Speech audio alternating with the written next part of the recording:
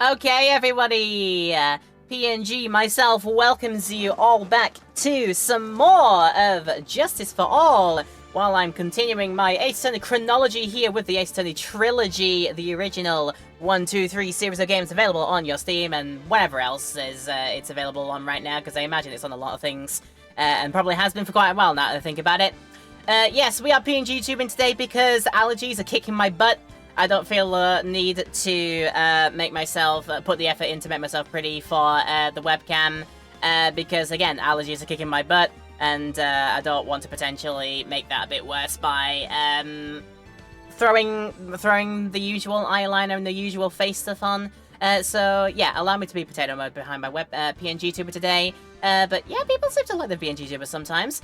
But, yep. The headspace is good, and I'm ready for some more of this game of Case 2-4. But before we get in, let's welcome people in my Twitch stream and welcome people in the YouTube highlight, wherever and whenever you end up enjoying this from. I do hope that you do enjoy this, and if you do, of course, let me know. Leave a like and comment down below, and feel free if you want to go further with your love and support and help the metrics and help me get the channel a bit more notoriety, whatever you'd like to do on that front. Please feel free to subscribe and hit the bell as well. They all do help and are very much appreciated, and hopefully we'll let you know when new uploads come up, allegedly. Potate. We are potate. I am potate because hay fever is terrible. Why is it one of the DLCs that I have picked up while aging? I didn't see that in the fine print. You snuck that in. Thanks, life. Thanks, life updates. Why did you give me the DLC where I now have to be allergic to plant reproductive material? I don't like it. But what I do like is how interesting 2-4 Farewell My Turnabout is going here. Oh, I forgot that we're currently trying to deal with you in a little bit of a way as well. So we're trying to investigate, trying to remember. We had the majority of our second half of Trial Day 1 with, who is it? Adrian Andrews. Getting to the bottom of her entire psyche, breaking down her fake facade of being confident when really she is an entirely dependent person who doesn't know what to do without people not telling her what to do. You think that this person might be goldfish? No, this is just a cranky old lady who may have a memory of a goldfish, let's be honest. Yeah, this is his old bag who's just here.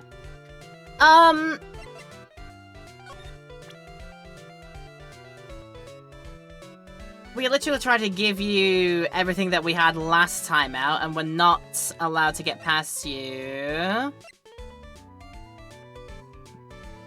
But I did get this from Edgeworth, which allows me to freely investigate the crime scene, so maybe this will get you off my back. Let's just get this out of the way, shall we say. Huh. Maybe if I show her this letter I got from Edgeworth. Miss Allback, if you would look at... What? Oh, you want me to look at that worthless piece of...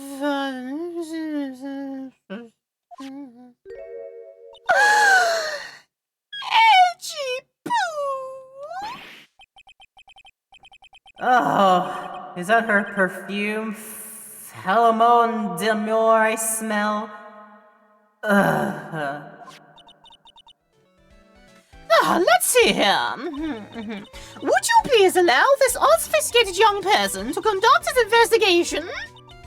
Yours truly, Miles Edgeworth. Yours truly? That man's good at flattery. Fine, but only because Agipoo said so, you understand? Letter of introduction given to Miss Oldbag, and Lord knows what she'll do with that after the fact. Put it in her basement shrine to all the men in her life that she tried to get closer to, but things happen to them. I'm worried for Edgeworth now, let's be honest. I just wanted something I have to do. Remember, no messing around. You don't do anything bad, and I won't let you off the hook. I will rat you into oblivion. I hope you realize. It looks like she has strong feelings for Mr. Edgeworth. And that's exactly why I'm scared for him.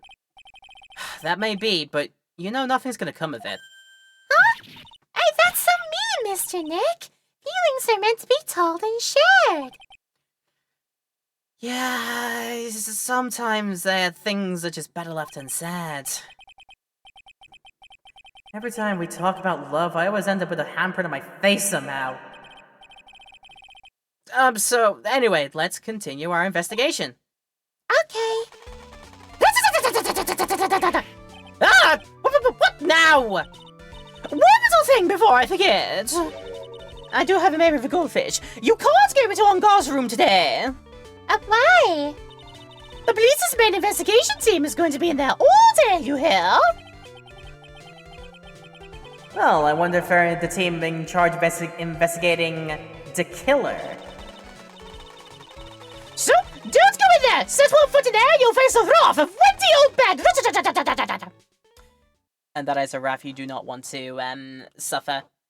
Yes, I did see you back with the... Oh, God. Please say that is the last time in this entire game that we have to deal with an old bag. Next time she comes back, it'll be way too soon, I swear. So, we did do that, which will now allow us free reign across the board, apart from on guard's room, apparently, in the hotel. But I do remember something else that we got before, closing out last time, is that we got a letter written by, apparently penned by On Guard, something to do with Kitty Cat needs feeding in On Guard's house while he is, up in the clink. And we should have that as a place to go to. Is it living room? I mean, it's the one place that we haven't seen. It's a new one, so let's try. March 22nd. On Guard Mansion living room. Of course he has a mansion. Huh, sure is dark. I'll go turn on the lights. Pearls? How will you find the light switch? You're in a dark room. You need a light switch to see. Do you see? I think I see, Mr. Nick. No, you don't see. You're in a dark room, Pearls. Dear me. The Wicked Witch of the Witness Stand. What a brilliant line that was from Edgeworth for Old Bag. Oh my god, I love that. Kitties always need feeding, especially after being starved for all of 2 minutes. Yeah, right? Yeah, wow. So, this is what a star's house looks like. Must be nice to be rich. Wow, Pearl's found the light switch! And now she's gonna be certainly finding her way out of the dark room. Oh my god, she is actually going to win the game and win the money, apparently. I want to see the day. I don't know if it's ever happened. Has somebody actually ever won John Robertson's The Dark Room? I imagine it's only ever happened as a gag, as a gotcha thing. Like, I think the entirety of the bit of it is it always ends after the improv. It always ends with the you know, you die, you die, you die. It always should end with that, because I don't know if John Robertson's got enough money to give away as a prize for winning his game show. Like, I don't know. Like, I've loved watching every time he's done Darkroom stuff on Twitch or like in highlights afterwards, but yeah, I don't think he's got quite enough to give out prizes and such. Maybe just like cheap prizes and gimmick prizes, you know, for more jokes. Are we sure she found the light switch and not the one for the blinds? Well, I don't know. Does it look like that to you? I don't know. Yeah. Come on, Mr. Nick. Let's find Shoo, the kitty cat. Shoo! Ah! Oh, so I guess this is Shoo. Oh, what a lovely cat. Hello, Shoo. It's a loud and bit-crushed meow, I'll tell you that much. Wow, the cat seems to like pearls. Unknown voice that goes, pardon me. Ah, I mean, I know who you are, but for the sake of putting on for the bit, we're gonna pretend that we are Phoenix and we don't know who this person is. May I help you with something, Mr... Oh, we're lawyers. Not the child. I'm the lawyer. Actually, I'm Mr. On Guard's lawyer. The Master's Then, you must be Mr. Right. Yes! Ah, it's a pleasure to meet your wonderful self. I am the family butler, John Doe. Nice to meet you. That's totally not his name. I mean, I know. I absolutely do know. You're not fooling me on that one, but we're gonna play with the bit. Alright, we get chatting to thine self. Let's go. So you must know all sorts of things about Mr. On Guard, right? Honestly, sir, I don't believe my master is capable of such a foul deed as murder. And, anything else? No, not especially. It is not appropriate for a lowly servant to speak of the master or his affairs. How typically butler-like, as it were. Have you ever tried opening your eyes as well? You might be able to see who you're talking to and maybe what you're doing. Mr. Doe, how long have you served at this residence? Well, sir, I would have to say, maybe about 1 year. And, anything else? No, not especially. It is not appropriate for a lowly servant to speak of himself and his affairs. You know, I would have thought Mr. On Guard declined to have a maid over a butler. But okay then. I mean, what we should do is have a look around the swanky hotel room. Not the hotel room, the swanky mansion room. Oh, there's a giant cooking hearth here. That's actually a fireplace. How are they different, Mr. Nick? Wow. You know, I've actually never seen a hearth before, come to think of it. You should come and visit Faye Manor then. I'll show you one when you do. Don't like the fact that you're reading my mind on that one. But okay then. Right, we checked that. No point checking the stairs. Lovely big old sofa. It's a very comfortable and spacious lounge set. I wonder if famous stars drop by and sit around and have a good time. In any case, I don't really belong here, do I?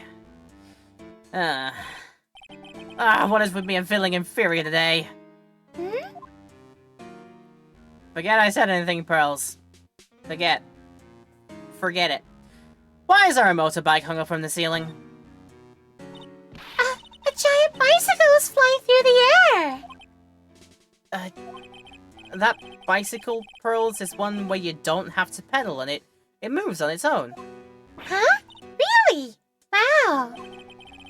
Sorry to disappoint you, it can't fly. Oh, that's too bad. Yeah, there's only certain kinds of motorbikes that I have seen to fly, and unfortunately, they're in, one particular is in a series that I'd rather not mention, for reasons. Okay. Ah, there are masks here. Yeah, that one in the middle is the Steel Samurai. The ones next to that are the Pink Princess and the Evil Magistrate. They fought many battles together against the backdrop of Neo Old Tokyo. See, Maya, I am not an old fart! Wow, you really know a lot about the Steel Samurai, Mr. Nick. I don't know whether to laugh or cry that I know more about that show than a kid. Own up to it. Be proud. You have a sense of otakuism. You feel the otaku flow through you. Be proud of it. There's a small door at the bottom of this bigger door, Mr. Nick. I bet it's for Mr. On Guard's cat to use. Oh, you mean Shu? The door. It's locked tight. Well, I guess that's to keep nosy people like me from entering it. Oh, hold up. Oh, hold the heck up. Because every time we've, like, smash cut over to see what Maya's up to, trying to escape her hostage situation, didn't we stop at a room that was, kept locked by a door with a cat flap on it? And we thought about trying to go for the cat flap? but then was stopped by a kidnapper. Totally real butler man. Real butler man want to go skateboards. Who's actually kidnapper man. We tried to go through that door. Oh, Maya tried to go through that door, but then was stopped by it before then. That's where she is. This is where she is. She's probably hearing this right now with a, like, heightened sense of hearing, I bet. There's another door over there. You shouldn't go wandering off over there, Mr. Nick. Yes, Pearls. Yes, Mommy. Huh, now I know how Maya feels when I tell her to stop playing around. Also, I just got told up by an 8-year-old. Don't let her hear that out loud, though. Whoops, did I say that out loud? I don't know. Right, I've had a look around. Now we can get back to talking to creepy butler man. That's a very cute cat you've got here. It is my duty to take care of him. The master rather fancies Shu. Anything else? No, not especially. It is not appropriate for a lowly servant to speak of the family cat. Well then, I guess I don't need this piece of scrap paper anymore. Matt's note crumpled into a ball and thrown away. Well, I'm afraid I must take my leave of you now. Oh, we should probably get going ourselves. Ah, so young, and yet already so accomplished. A master of law. But there's also a lot to be proud of in being a butler, in charge of the house and all. Thank you for the compliment, sir. People are not always who they appear to be. Now, if you'll excuse me. I have to tend to a kidnapping. I mean, a kettle that is boiling in the kitchen.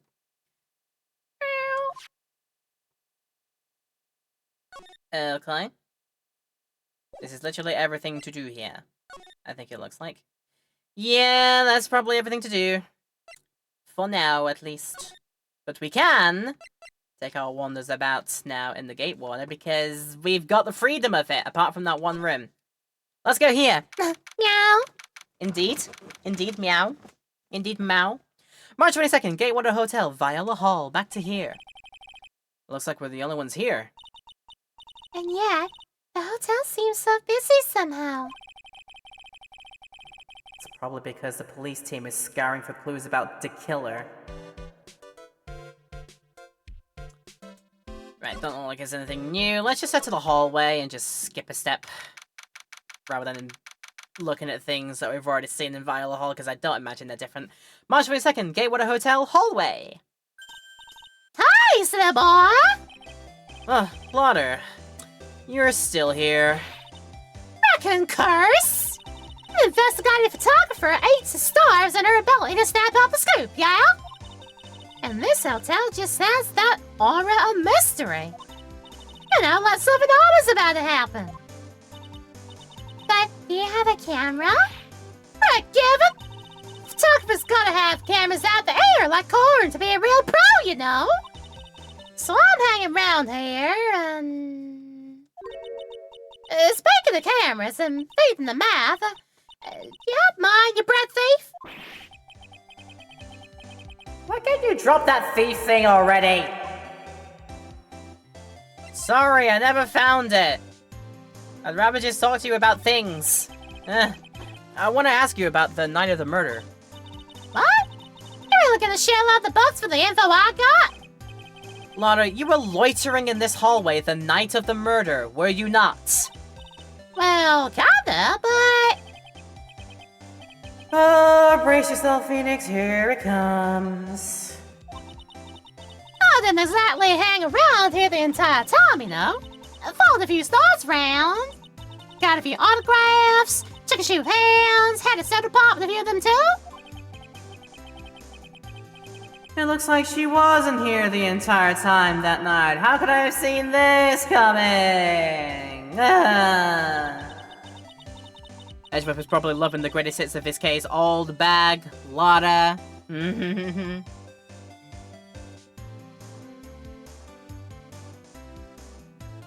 Then again, as far as I know, this is probably the first time...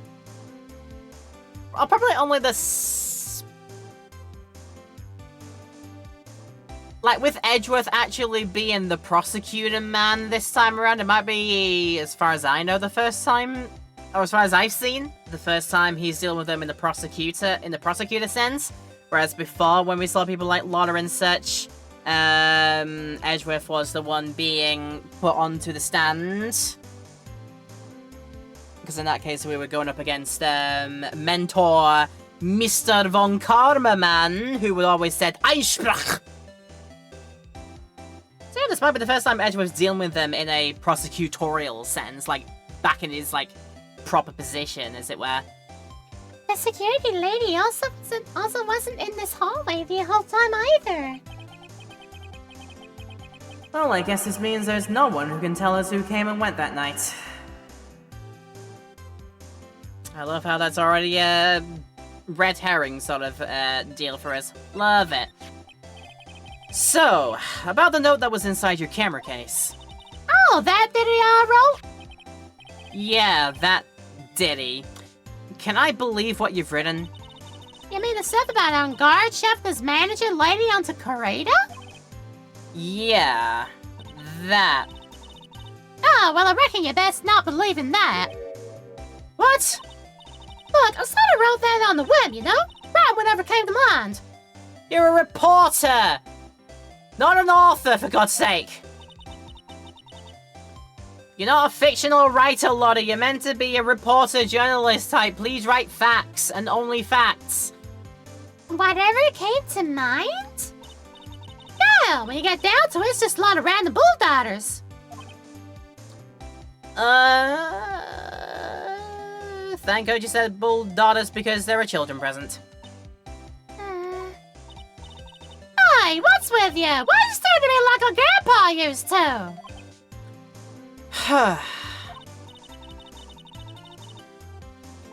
Hey, and why do you look like you suddenly got all the two? Or am I just shrinking here?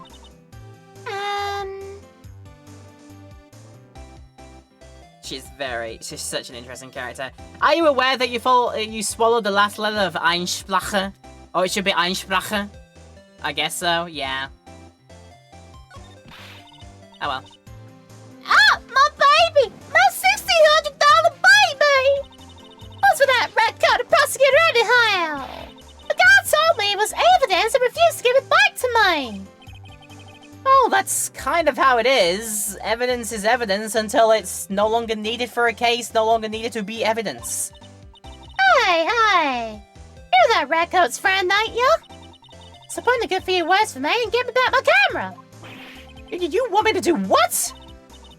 Listen, Ned got no good for about 5 hours, and I'll guarantee he'll give it back. Why don't you do your own dirty work? Well, I reckon it's time for me to get going. Tabloid photographer without the camera is just a tabloid, huh?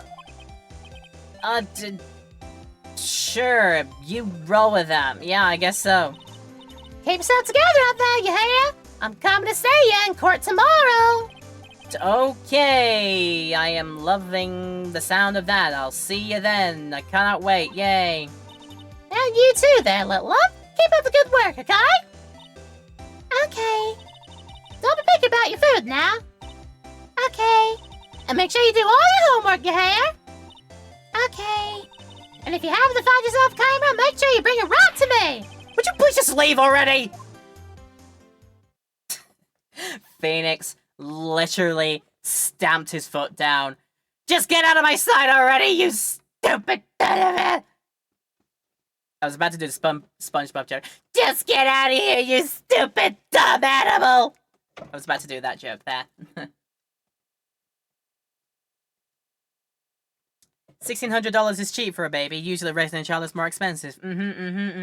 Just having the child is way more expensive than a top-of-the-range journalistic camera, I would imagine. Right, we can go we can go back there, or we can go on further to Mr. Corrida's hotel room. Filled with the bears, which is not entirely creepy at all.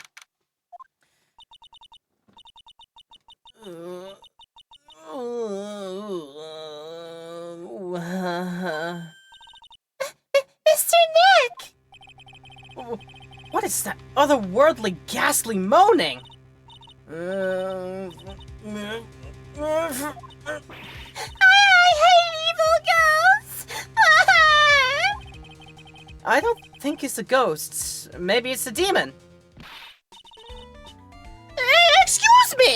Who do you think you're calling a demon, brat? It is way too soon for me to see old back in my life again. It is way too soon. Ah! Zoinks!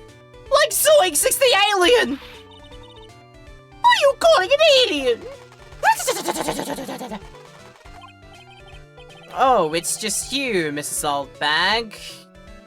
Where did you hop in from your trip with Major Tom? How was hanging with Ziggy Stardust like? What are you even doing here?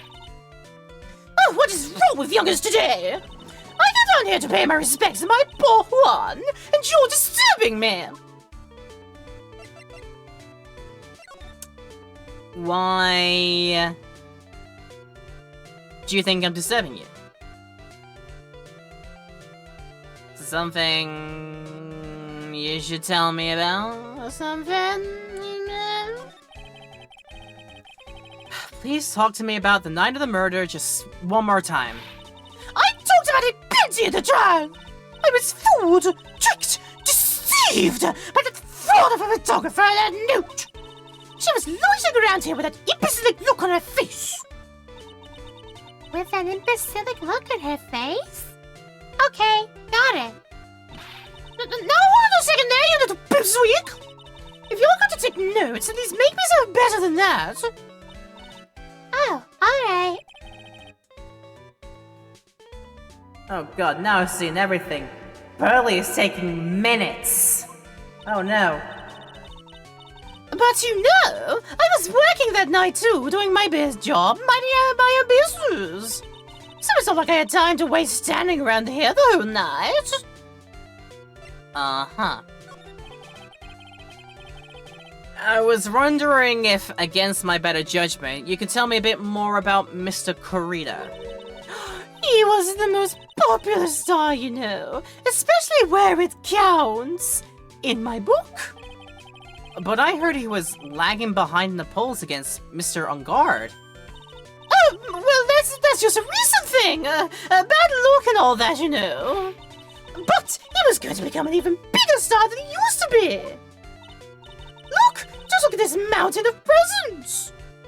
Every single one of them from you, by perchance, I imagine. You are spending your retirement money very, very well, I see. It's a show, the mounting of feelings all these fans had for him. Yeah, the mountain is pretty big and certainly nothing to shake a stick at. Mr. Nick? What is it, Pearls? The presents. They're all bears, right? She's got a point. There isn't a single thing here that isn't a bear. Elaborate for me. All of Mr. Kurita's presents from his fans seem to be bears. Oh, that's because you can't think of one without thinking about bears. Bears? Why bears? Oh, you don't know? When my dear Juan was in training, he fought barehanded with a bear. He refused to give in and let the bear win, but after the fight, they became friends. Wow, what a heartwarming story. Phoenix Light. I'm calling bulldoggers on that one. Look, it's just like in those young people's dramas. I can see those two talking out, down by a river going, "Huh, you sure can fight. You too, Bob, you too." Did all that really happen? It's in his biography, Bub. What a lot of crock! So ever since then, fans have been giving him bears as presents. Yeah, nice. Bears. Doesn't seem like he was smarter than the average one, though. I'm Uncle Bear, and... Oh, wait, no, what am I gonna do? I'm Uncle Bear, and I say it's a barely 8 o'clock. Time for that to pick a basket, boo-boo! What is that infernal racket? There's one of the presents going off. Sounds like it's already 8 p.m. Way past your bedtime. Oh, that startled me. I thought I was gonna die for a second. 8 p.m.? That's the time when the award ceremony ended that night, remember? Well, time sure flies. Hard to believe it's been 2 days since the ceremony. Oh, God. The transceiver!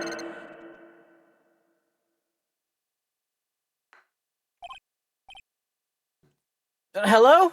Hello? This is not a phone.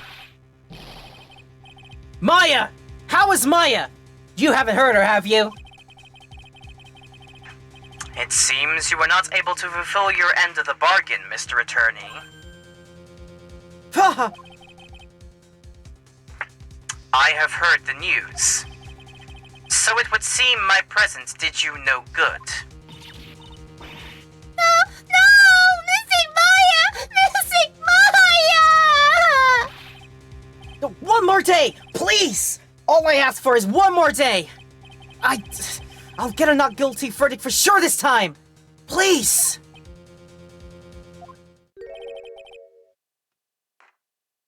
I suppose if I must. I need that acquittal more than anything else, after all. Please, please let Maya say something. I want to hear she's alright. Alright, then...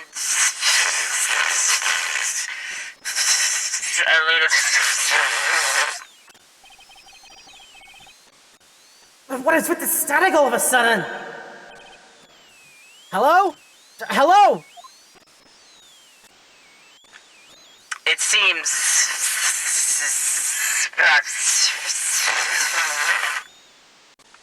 Connect... Damn it! Did the transceiver just suddenly break?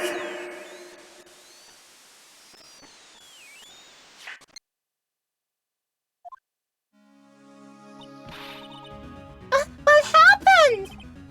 I don't know. All of a sudden it became nothing but static. Oh, Missing Maya! Missing Maya! God, why did the transceiver suddenly break like that? I should probably have an electronics expert look at it. The sooner the better. And I'm sorry, lady, but that certainly isn't you. Running now. Running away. To someone who can help me out. I wonder who can. Who can give yeah, here. This probably might be a good idea. I thought this might be a good idea. Maybe back to here. So, okay. Let's run back to here. I imagine, yeah, makes sense to go back to the law offices and try and find the nearest electronic experts in the phone books from there. Yeah, makes sense. Hey, welcome back, pal! Oh, I forgot the gummy was here. I thought I'd make you a little something for dinner. That's nice. Thanks. A rich man's luxurious full-course meal. Out of a can, that is. With all of the canned grease and gelatinous stuff to go with it. I'm sorry you went through all the trouble to cook, but I don't have time to eat. Oh, looks like you don't have a can opener, pal. Oh, you've got to be kidding. I thought he had something already whipped up. Oh, I know. There's one way I know how to be helpful. Ask me about anything you want, pal. Go ahead. Well, since he's here and offering, I wonder what I should try asking him about. Okay, nothing that's fresh to talk about there.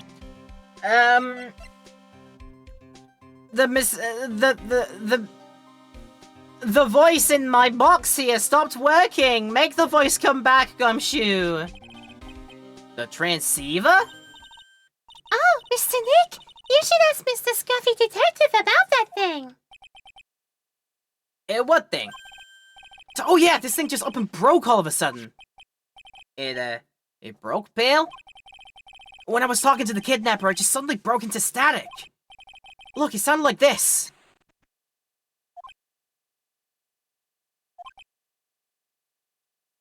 I don't need any static, Pale. Huh? Maybe it fixed itself. Maybe the magic man in the box fixed it himself. That's strange. I'm sure it was making a loud static noise. Maybe. Maybe what? Maybe it was electromagnetic interference, Pale.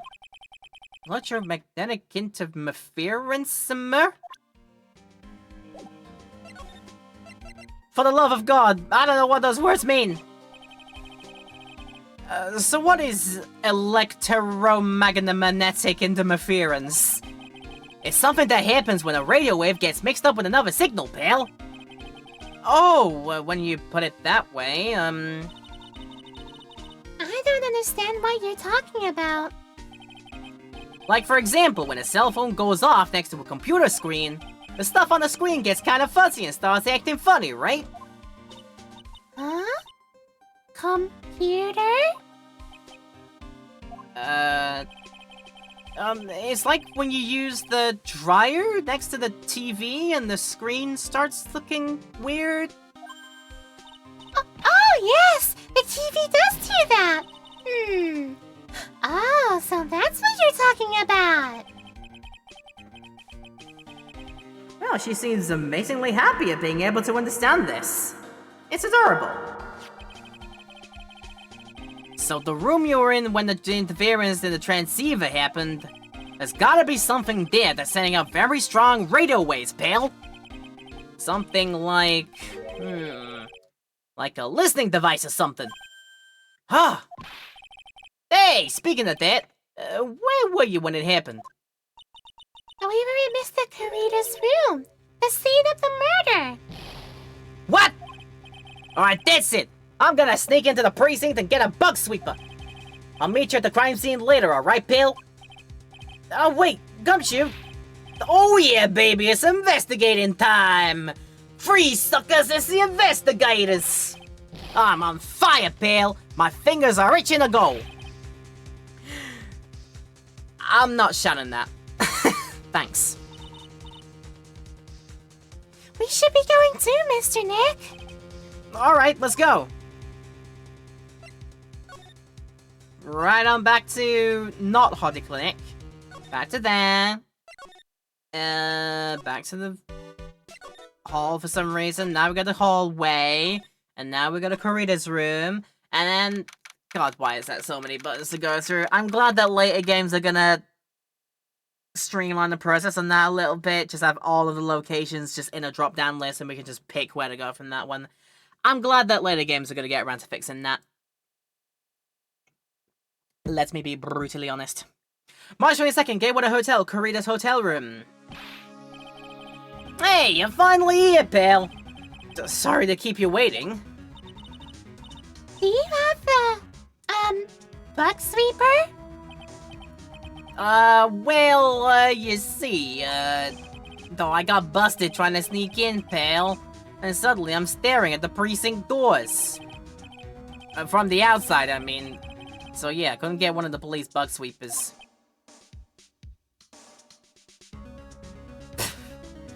Smash cuts to Phoenix's face and he's just got like that wide-mouthed, wide-eyed, completely filled in with white expression. And the one sound effect you hear is just... Yeah! Like he's just like aghast with like, I cannot believe your stupidity, Gumshoe. What do you mean you couldn't get one? We need that item! Hey, calm down, pal! I didn't say I didn't get one, just not the police's. Oh wow! So this is the bug sweeper. It looks a little, broken? Hey, this was made when I was in elementary school, pal. Oh? By who? Me, of course. Seeing this sure brings back memories. Again, wide mouth, completely wide-eyed and white-filled, glazed eyes. And you just hear the sound effect when you smash cut to Phoenix's face, just going, "Ear!"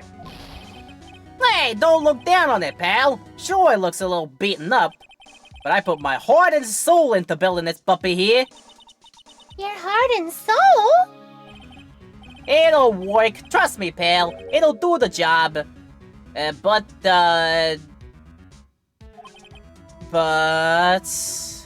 there's always a but, because there always is when I always get met with so many buts. There's always a but. But you can't set the sensitivity.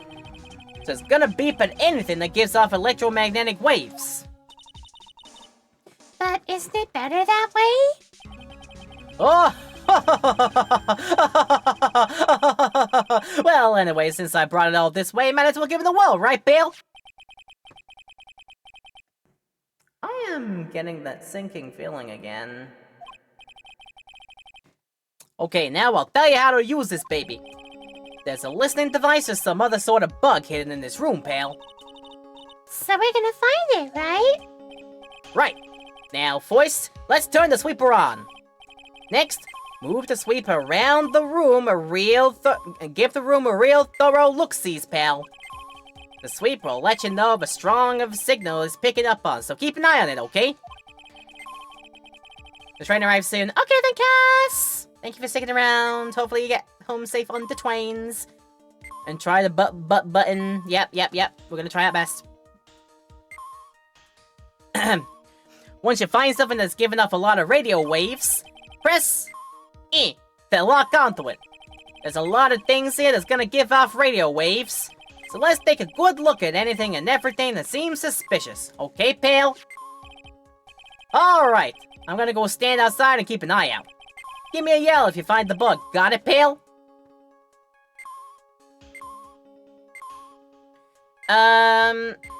Okay. If the game is going to forever make this sort of a sound, then I reckon when we go to the break, I will actually, temporarily mute the game and just play my own music, because I don't know if you're going to enjoy the beep beep beeps happening all the time. Because I can't pause it here either, unfortunately. But we do need to take a break, so now is going to be the time that we do so. If you need to get up and do some stuff, Twitch land people, now is a great time to do it. YouTube land people, now is also a good time. If you need to do some self-care, you can pause the video right about here and go do your stuff and then come back to us later. But if not, there will be no break in the highlight for any of you in YouTube land, so you can feel free to carry on enjoying the video right afterwards with no breaks. So lucky you. But if you do need to take a break, as I said, now is a great time to do so. So yeah. We go beep beep beep around the room and find electromagnetic interference waves to see why they're there of all the places. But yeah, let's do that after the break. I'll see you back here in a few minutes. Alright, before we drive you all insane with the beeping from the machine. Like, is there any way? No, we can't really, like, stop the beeping. So, let's just get the welcome backs done rather quickly to stop you from going insane listening to the beeping. Hi, welcome back to the video. Let's do some more of some Justice for All right here in this video. If you're enjoying the video, of course, if you're watching this in YouTube land, don't forget you can let me know, leave a like and comment down below. And then feel free if you want to go further with your love and support and help us out with the channel. Go ahead and click the subscribe button and hit the bell. All those things are very much helpful and appreciated. Right then. We gotta use the beepy beepy beepy.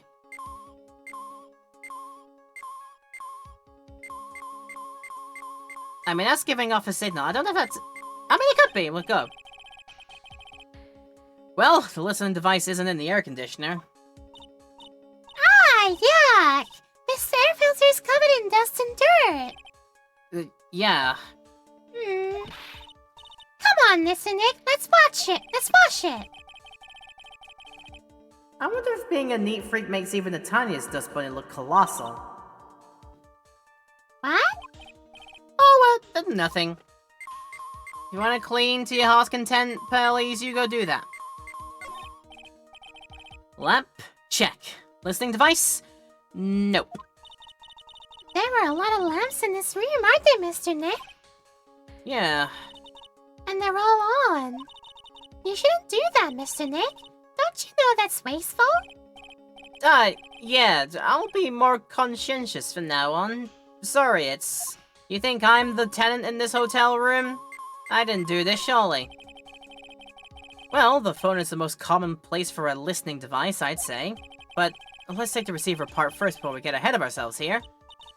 Oh, you know a lot about electronics, don't you, Mr. Nick? Yeah, I know tons! Especially when it comes to taking them apart. It's my specialty. I'll just leave the fixing part up to Gumshoe. So, is there a listening device in there? No. Oh, I really thought it had to be in the phone, too.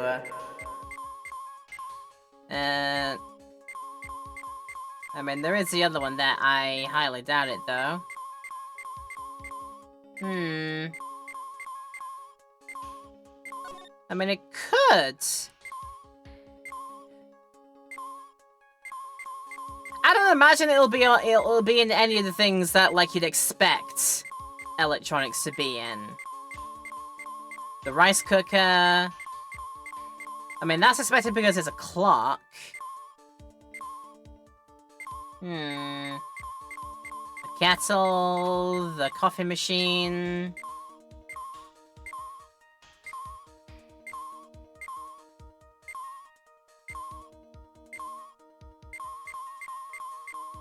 I could try this.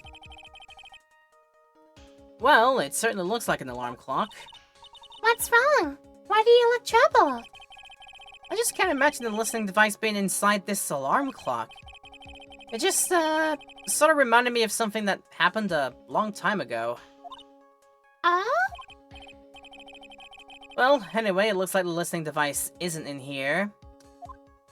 I think it's about 2 PM. Oh boy.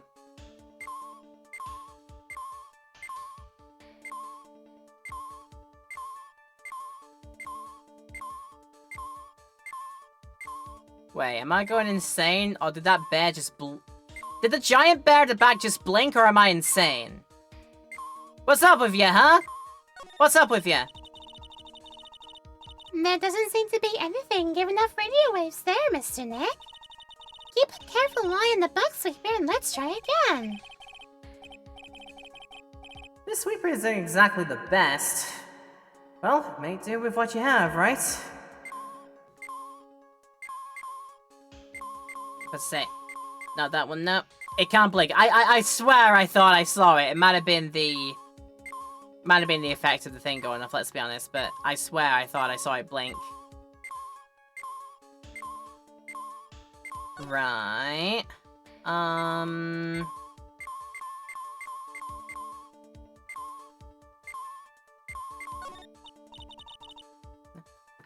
what a lovely bear.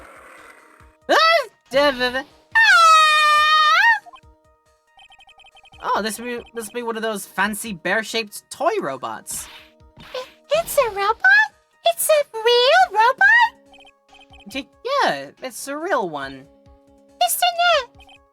Yeah? How many horsepowers is it? How many horsies?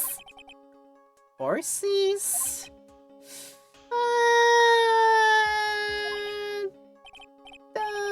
Well, look, he's a bear, so you have to think in bear power rather than horsepower. Yeah, I don't see it being that really. Hang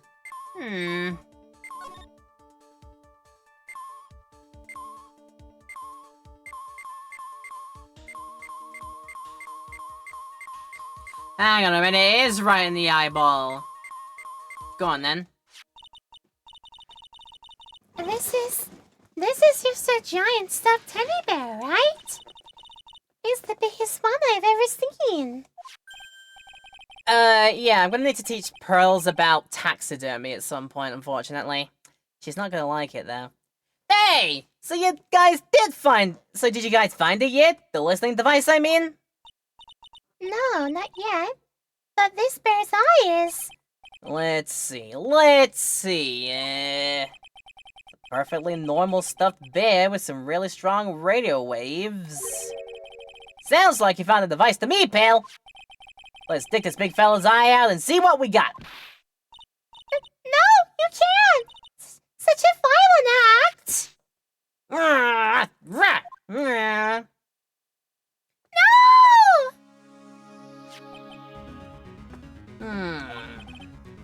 That's... It's a miniature camera. And it looks like there's more.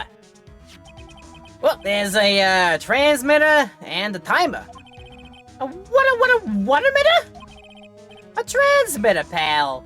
Congratulations. Oh, is this smarter than high-tech stuff? Gotta suggest it might be then, yeah. So, this tiny thing is a camera? Yup, it's a pinhole CCD camera, pal. It's a small, high-grade video camera, mostly used in security systems. So, it's a video camera. Runs on a battery, which comes in with it in the set. But there's no videotape in this camera. This is only the camera part here, pal. The tape recorders or the tape inside is somewhere else. Somewhere else? The footage is changed into radio waves and then it's sent to their recorder. So, it's sort of like a TV broadcast, isn't it? Hey, you know you're right. Alright, spy camera now added to the court record. Set to record the victim's room from 8 PM for 1 hour. Was running at time of murder. We're gonna need to find that recorder somewhere then. Okay. So what is a transmitter other than a mitter who has discovered something about themselves? It's a device that sends the footage to the camera took to a specific destination. It's like a video version of a listening device, pal. It looks like it's attached to a small clock-like thing. Oh, that's a timer, pal. You can set it to turn the camera on and record at a certain time with it. You can set it for a certain time? Yep. Let's see. This looks like it was set to start at 8 PM and go for 1 hour. 8 PM? That was the time the award ceremony ended. So there's no date set, so it's been recording every night, I guess. Mr. Detective, how long has this bear been here? I'm pretty sure it's been here since the night of the murder. Then maybe... Maybe this camera caught the murder on tape! But what? And if you think about the angle the bear is at, it's bound to have had a clear shot of the whole crime, pal. Transmitter added to the court record changes the footage taken by the spy camera into radio waves and transmits the data. Very clever. So there was a camera in this bear's eye? And it was disguised as a present. And I'm sure it was here on the night of the murder, pal. It's pretty big, so it stands out pretty well in my mind. But who gave Mr. Kurita this present? I don't know, pal. But this means that someone out there has got a video of what happened here that night. Isn't there any way we can find out who that person is? It's impossible, pal. Radio waves can be sent almost anywhere, so there's no real way to find out.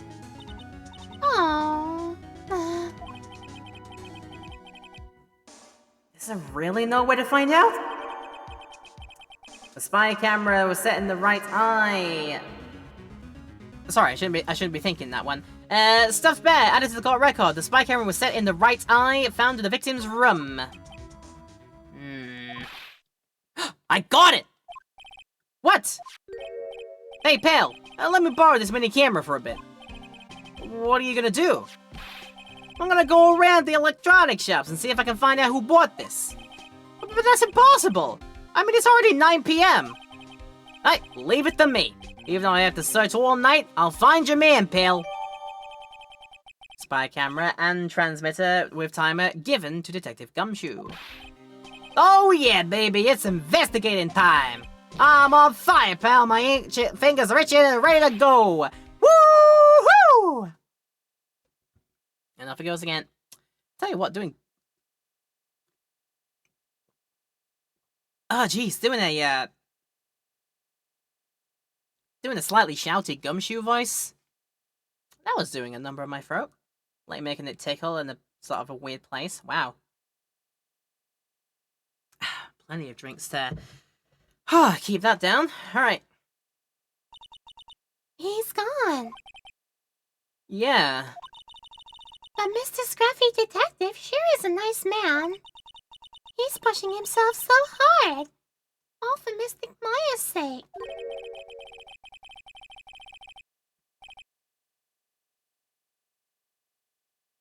Oh, is it? Oh, this could be a husbando line.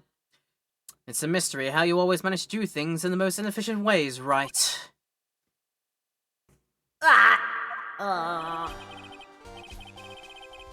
Oh, you'll have to excuse me. I just heard your conversation just now. Edgeworth! Husbando!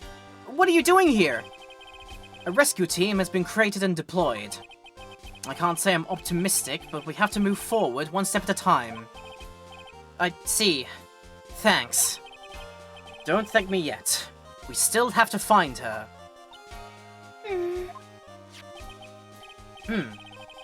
So, there was a spy camera hidden inside this stuffed animal, You are one lucky man, right? Huh? Do you know this stuffed bear, little girl? I have no idea. Of course not. The maker of this bear is a very expensive luxury brand from overseas. It's completely handmade and only a small number of these are exported here. What? The camera and transmitter that Scatterbrain Detective took with him are dead ends. Things like those can be bought anywhere. However, this bear is different. By tracking how it got into the country, this bear can tell us who the buyer is. Can you really do that? Mr. Nick, can he really? Well, I guess so. He is much smarter than me and all. It's 9 PM. I think I can still make it in time. Huh? I'll be taking this for now. I'm sure you have other things you have to do. Stuffed bear snatched up by Edgeworth. What, that very heavy taxidermy thing? That's gonna be murder on his back. Okay. See you soon, right? Oh god, this bear is heavy. Well, wait! What? Why are you doing this? I have no interest in explaining myself to someone who cannot comprehend. But besides, that's right. Until court reconvenes tomorrow, you should concern yourself with this question. Who was the person that murdered Juan Corrida? The real killer. Do you really still think it was Adrian Andrews?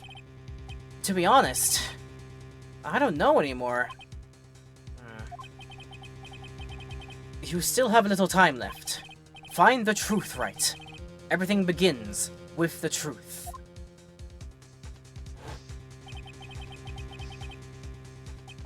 Juan Corrida's real killer? Miss Andrews' past? The kidnapper whose sole condition is his acquittal for Mr. Ungard? And this card. Shelly the Killer.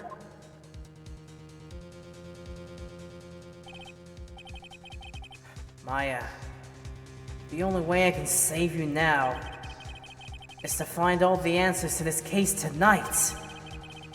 I don't understand what your real intentions are, Edgeworth.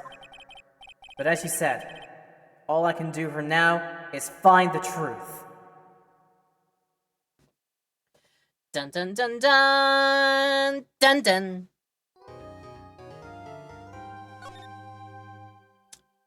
Alright. Let's go try and nab that truth. It's said to be continued.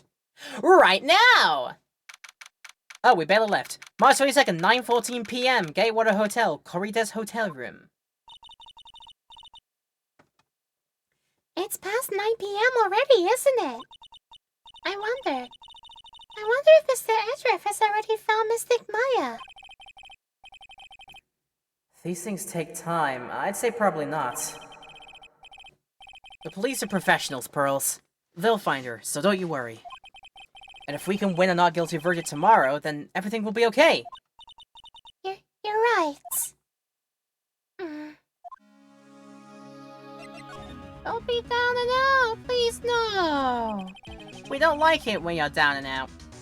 So the real person who killed Mr. Kurita was... That assassin. Mr. Shelley the Killer, right? And the card Miss Andrews found at the crime scene seems to be proof of that. But if that's the case, then a new question comes to mind. Who was the one that hired to kill her to begin with? Who is his client? You mean, who asked for the murder?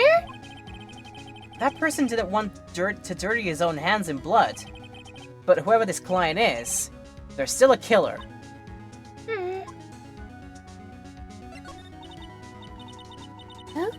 Who could have hired the assassin? Do you think it was Miss Andrews? I wonder... But if she was the client, then why go through the effort to stab the knife into the corpse herself? But if Miss Andrews wasn't the client, then... No, it can't be. Matt on guard himself? Was it the very man we are attempting to get off the hook in this whole thing? If Mr. Guard really did hire the assassin... Then he's not innocent at all. Far from it, he'd be guilty of the crime. But it can't be Mr. Guard, right? I mean, when we first talked with him... Mr. Engard, I'd like to ask you one more question. Did you kill Mr. Juan Kurita? Alright, just so we're clear, dude. I didn't kill anyone, and that includes Juan Kurita, okay? I didn't see any Cyclops at that time. Actually, that reminds me. Oh, did you remember something, Mr. Nick? Yeah, something Miss Andrews said at the trial today. She said something interesting. So, what is this interesting thing? Oh, that's right. You didn't hear it, did you, Pearls? Juan had bet everything on the Jammin' Ninja this year. And if he lost the Grand Prix, he was gonna make sure Matt was going down with him. That's what he thought anyway. It looked like somehow Juan had in his hand a secret so powerful that it would destroy Matt's acting career had it been revealed.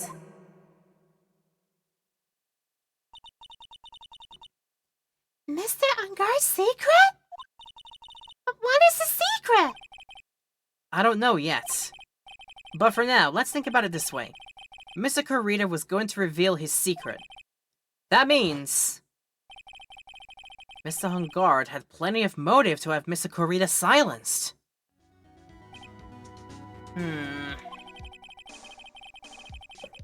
Which means we have to meet with Mr. Hungard. There's no way around it now. We got to go have a talks with the guy. Hello, Llewellyn. Good to have you here. Oh, before we move on, we're being interrupted. March 22nd, Gatewater Hotel hallway. Wow, it's really getting late, isn't it, Mr. Nick? Yeah, it's past 9 p.m. already. You should be in bed. But we still have some things to prepare for tomorrow's trial. There's still the matter of the secret Mr. Kurita held about Mr. Hungard. Miss Andrews' real intentions. Those are two things I must know tonight. But aren't visiting hours over at the detention center? I'm sure we'll think of something, Pearls. Don't you worry. We'll blag our way through somehow, and no mistake. March 22nd, Gatewater Hotel in Viola Hall. Things are happening down here, it looks like. Oh god, why you? But hey, wait! What is it, whippersnapper? All I know is nothing has anything to do with you is ever good. Like just now, I was under this strange device for who knows what reason. And I was told to use it to search the whole hotel. That's the bug sweeper, isn't it? The one that Gumshoe made. No, I don't know, and frankly, I can't care. But the request came from Edgy Poo, so... The Edgeworth? And he said... If you feel angry, direct your anger at that unsophisticated lawyer. So I would feel free to direct all my anger towards you. Oh, gee, thanks a bundle, Edgeworth. What a pal you are! What a big old pally O'Reilly future husbando you are gonna turn out to be. This is absolutely top secret, so you had better keep it to yourselves. I heard they found a spy camera hidden in one of their presents. Very interesting. I never would have thought it. I'm sure it was. You know. It was to catch poor Juan in the middle of a scandalous meeting. Scandalous? What's that? It means... Oh, well, you know, that gossip's been going around about my dear Juan. Oh, you mean that thing about Miss Andrews? But I'm sure she must have had some reason for getting close to Miss Corita. Oh, I'll let you in on another secret, young'un. I know who planted that spy camera. It was an obnoxious, puffy-haired photographer girl. The nerve of some people. Spying on people by herself, as if I wouldn't want to see it for myself too. Oh wow, the alien actually admitted her true intentions for a change. I don't know what you're thinking exactly, but I can bet there's nothing good. But I didn't say anything. I mean, you are convinced that Olbag is an alien. It's probably one of those, like, empath ones who can telegraphically read your thoughts by just placing a hand on you or something.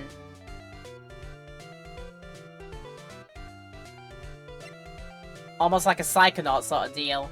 Being able to go into the deepest recesses of your mind and, yeah, work with you and try and fix out whatever problems you got. Or Naz, just kooky old lady. I think that's probably the more likely explanation, although could be an alien as well. So, you want to know about Juan and that manager, right? Actually, as I hear it, there was something of a refreshing pair, those two. Oh? I tell you, Juan really welcomed that manager with open arms, I heard. That manager? Who are you talking about? You don't know? That manager woman Juan had. It's a shame she killed herself, though. Oh, you're talking about Miss Celeste Impacts. Miss Andrews' mentor, right?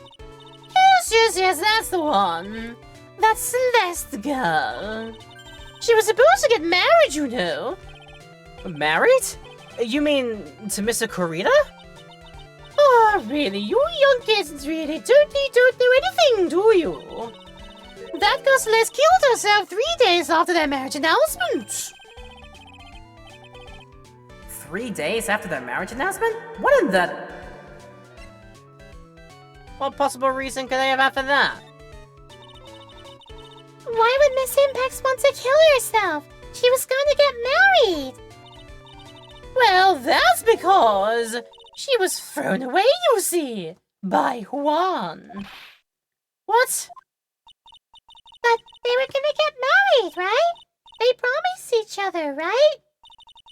They held a grand announcement session, but 3 days later, Juan suddenly cancelled their marriage. Is that true? It was in the weekly magazines, which are obviously the truest of news out there. You know, like the Fox News and such. Oh, God. But why? Why did he do that? That was not in the magazines, unfortunately. I see. Well, then. Thank you for following. Thank you so much. I hope you enjoy your time here, and I really do appreciate you checking things out here. And I do hope you like what you see. I'm very sorry it has to be on this particular screen here, which is, you know, a bit dark to see, but nothing I can do really about that, unfortunately. That night at the one called off the wedding, that manager, Celeste, killed herself. God, how terrible. I wonder what happened between those two.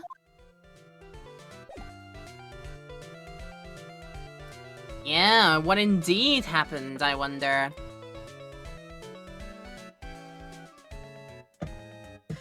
I tell you what, it's something about Old Bag's voice as well. I don't think the fact that I'm suffering from, you know, pollen-related allergies is helping my throat too much either.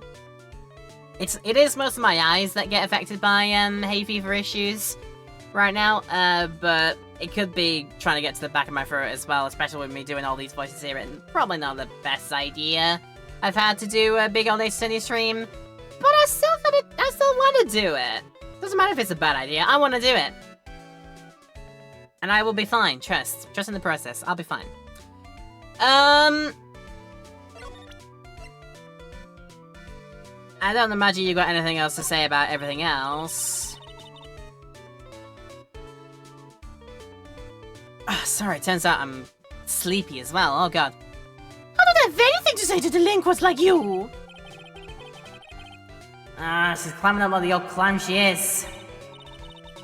Please, anything would be helpful. Oh, then I'll tell you my measurements. No, you don't want to scar an 8-year-old child for life, that's okay, really. She really doesn't like you, doesn't she, Miss Nick? I know, I get that reaction from a lot of ladies in my life. Fortunately.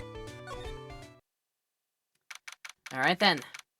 Baywater Hotel lobby now, okay. On that night, there must have been at least a few hundred people here.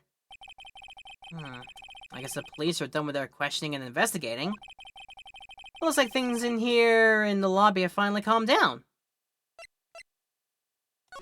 But have they indeed? Maybe we'll find out when we come back here. We could have a look around. A lobby with a grand staircase always feels enormous. When the murder happened, there was a buzz with people running back and forth. But now, since things have quietened down, it actually feels more eerie than before. It's very, very quiet. Too quiet. It's the stage that we're going to use for the post-ceremony stage show. After the show, there was supposed to be a press conference, but... But that press conference... It was really the victim, Juan Corrida, trying to disclose something about Mr. Enguarde. But they're both heroes. Why would they do something so unheroic? They may look like heroes on the outside, but on the inside, they're only human. Mm-hmm. They are just human. At the end of the day.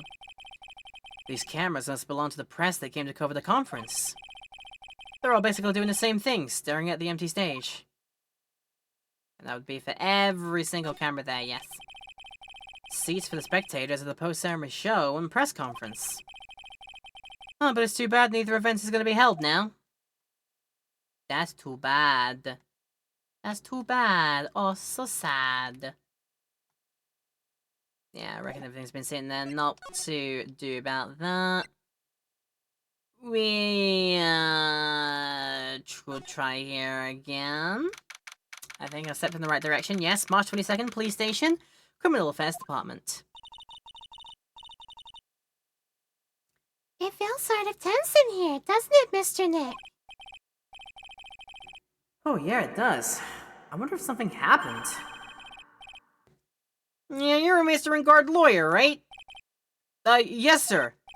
Well, we finally found out just the person we've been looking for. A real decisive witness. A decisive witness? You mean for the Enguarde case? Yeah, we're taking the witness's statement right now. Gotta hand it to Mr. Edgeworth. Oh, what's Mr. Edgeworth up to now?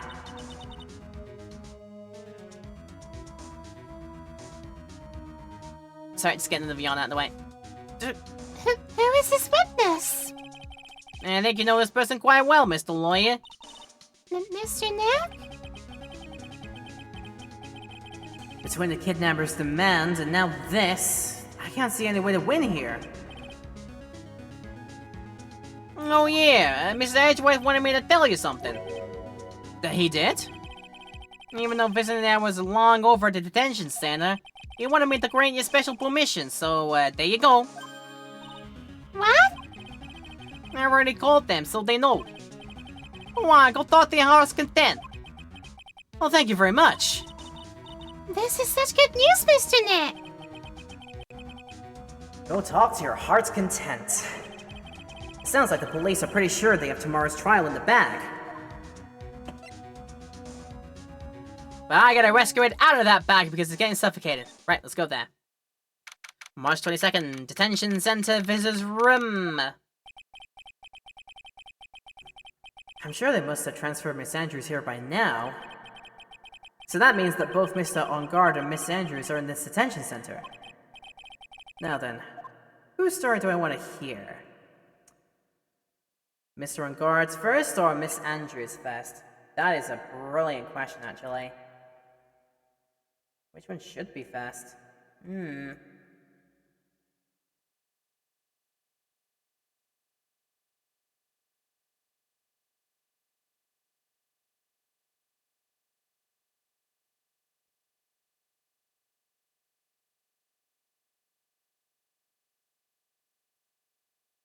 My connect with a voice mod is just gone the fritz again. So we're currently stuck in, what is it?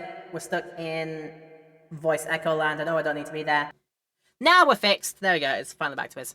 It's past 9 PM, but you can see it's still daytime through the window. Yeah, that shouldn't really happen at this time of year, because it's March that we're doing this in-game time, so... Yeah, I reckon the sun should be down by now. And in fact, it would be, even if it was... like, in... the supposed part of the world that the game's set in. Yeah, even on the longest day of the year, on, like, the full summer solstice, then... yeah, you'd still have sundown by at least, like, 8:30, I would say. Something like that. Or maybe it'd be, like, close to fully setting by 9 PM, so... would otherwise be light or not.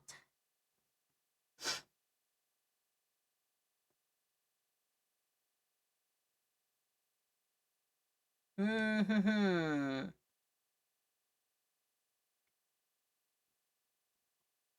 mean, it probably just makes sense to, do them in the order here.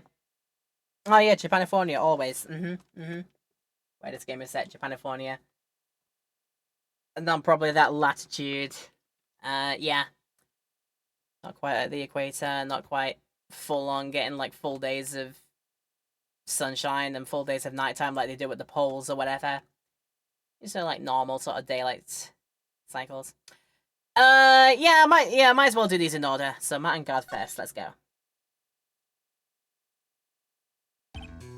Dude, it's Mr. Right!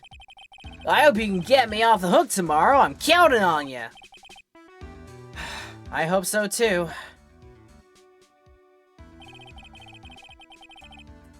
Edgeworth just dropped a bombshell on me by saying...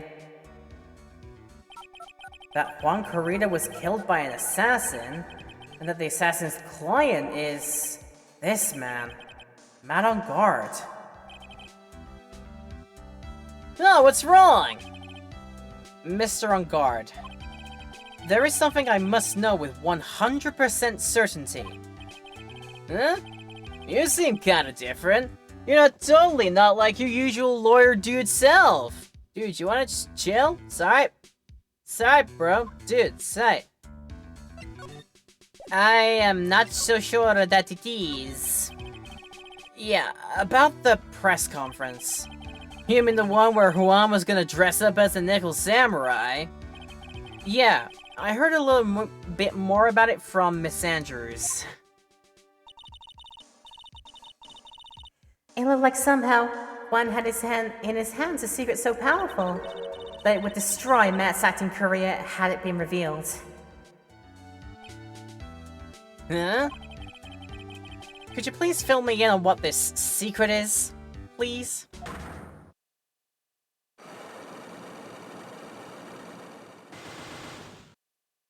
That's them! I knew this was coming. Mr. Nick? Don't tell me. Cyclops and a mountain of them at that! You said a secret, right? I don't have any idea what it is. Do you, dude?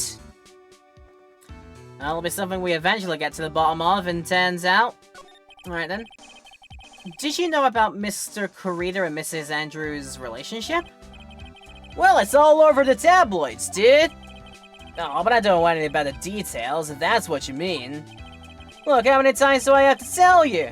I don't care what Juan did with his life. Miss Andrews, she had a purpose in mind when she started seeing Mr. Kurita. Her mentor was Mr. Kurita's manager, and Miss Andrews was going to get Miss Celeste Impact's suicide note from him. Celeste? Does that jog any memories? Dude, I just got totally hungry. You up for pizza? My treat. Hey, can I get the totally change the subject special with extra jalapenos, please? Yeah, dude. Thanks, dude. Chill, dude. Mr. Nick, what's a pizza? Is it a kind of pea? Like green peas? Oh, let's go eat one later, okay? And we'll finally educate you. We got Maya hooked onto hamburgers, and then we'll get you, Pearly, hooked onto pizza. It'll be great. Aw, dude, I just got cut off by the pizza dude at the shop. Oh, that's too bad. Huh, well, how about we get our minds off this topic and talk about something else, okay? Dude, chill. Say, talk about something else, chill. Mr. On Guard, are you connected to Miss Impact's suicide in some way?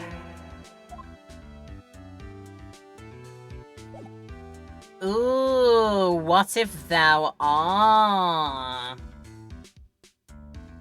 That's very interesting.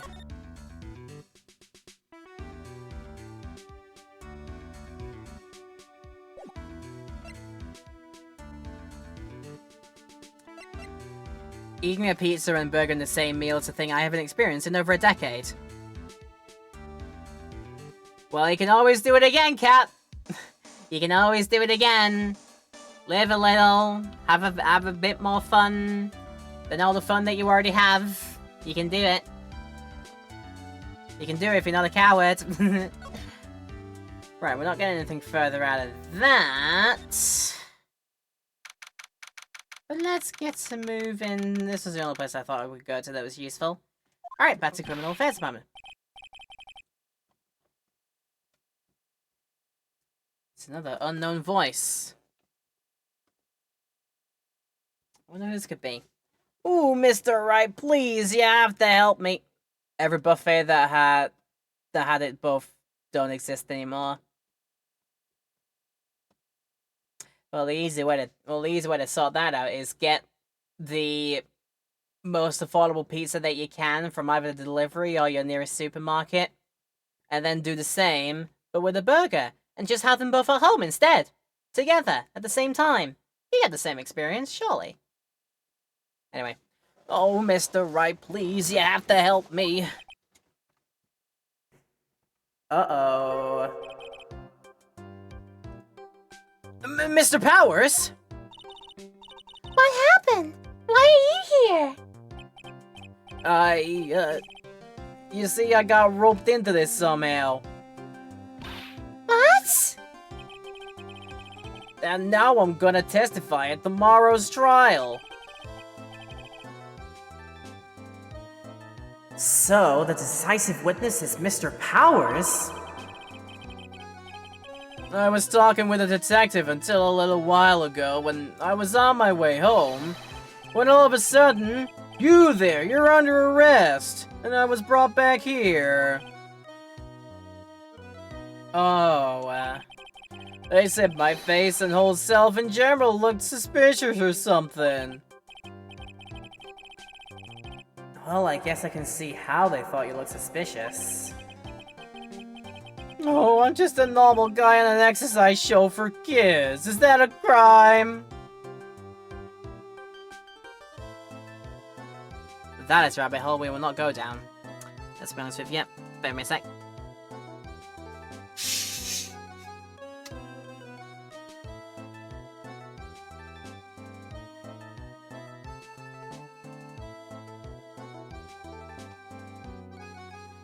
Whoo-wee! I need a very, very long sip of something.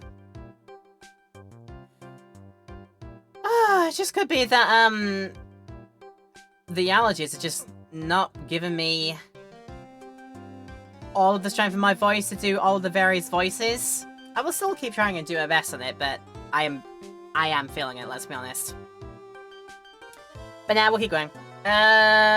So how did big, scary, but kind-hearted, gentle giant man wind up in this situation again? So, about this testimony you're giving, what are you gonna talk about? I really don't know yet, but it sounds like I saw something pretty important from what they tell me. You saw something important? What was it? The detective told me not to talk about it. You can't tell anyone, especially not that lawyer, he said. Who do you think is that lawyer the detective was talking about? I am going to take a wild stab in the dark for $1 million and say it's me. Yeah. Yeah, you got it. Mr. Nick? Mystic Mire and myself are your only two allies in this whole world. But it's alright. Oh. I don't really have a lot of friends, do I? Just call myself King Phoenix No Mates. Yeah. This is gonna do a lot of damage to Matt, you know. Cause he's got that refreshing like a spring breeze image going. But what is he really like? Well, let's see. Matt's always been kind of a player with women. He'd never really turn a pretty face away, if you know what I mean. He'd always say it's just a game to justify himself. Ah. A chaser. Yes. What? How horrible! That's unforgivable! Oh, so sorry. Didn't mean to offend you. But you know, he said once that there's only one person in the world who won't swoon over me. One person who wouldn't swoon over him? His manager, you know, Miss Adrian Andrews. Why is it Mr. Power suddenly looking kind of energetic? Oh, he knows gossip. We talk about gossip. You see, I'm actually a sucker for gossip. I mean, celebrities in our world have this dazzling sort of image, right? A dazzling sort of image? But are you a part of that dazzle, Mr. Powers? No, I'm more of a hairy, sweaty, smelly, brutish kind of guy, you see. Yeah, but it's okay, really.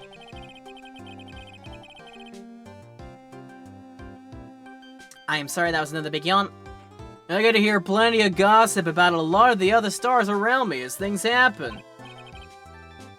So, well, that's true. Oh, hey! So did you hear about this yet? About Miss Andrews' mentor and her suicide? You mean Miss Impax?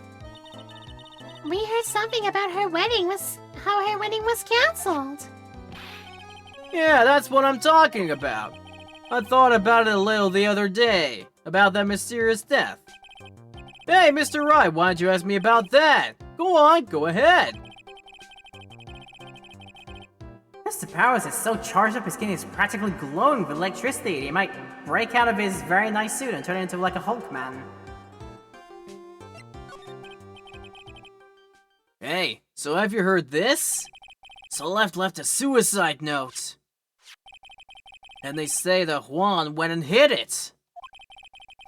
We heard about that in court today. But there wasn't any actual proof that she left his note. Well, this is what I think.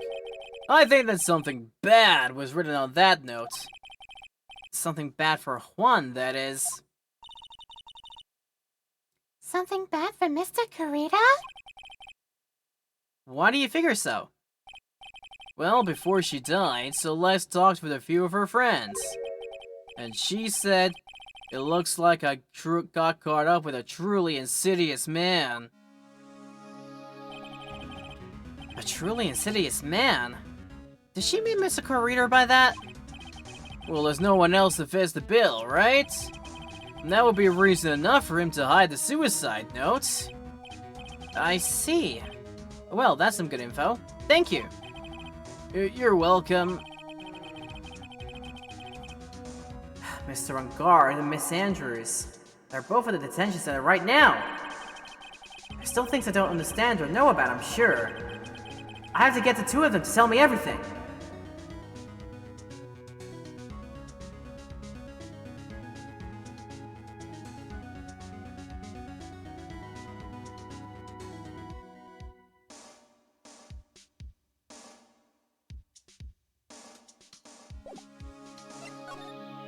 Right?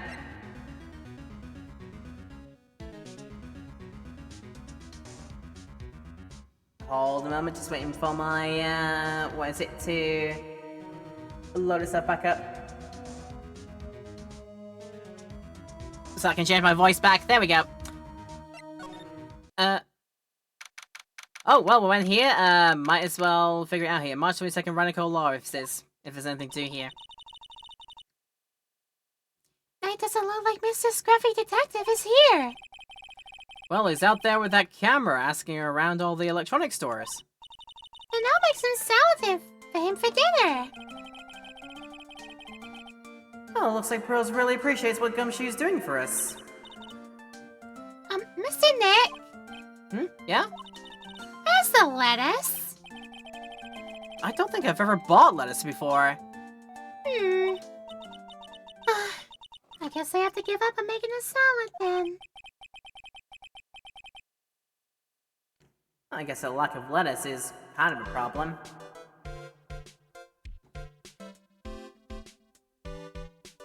I reckon Phoenix might have some sort of, like, you know, vitamin deficiency or something. If he's never actually bought a lettuce before, or even used one for any kind of home cooking that he may or may not be able to do. Yeah. I think serious vitamin deficiencies. Eat your greens, kiddies! Yeah, I think so indeed. Right, let's move on back. We want to go to detention center instead. There you go. Now then, the story you want to hear? Let's hear from Miss Andrews instead this time.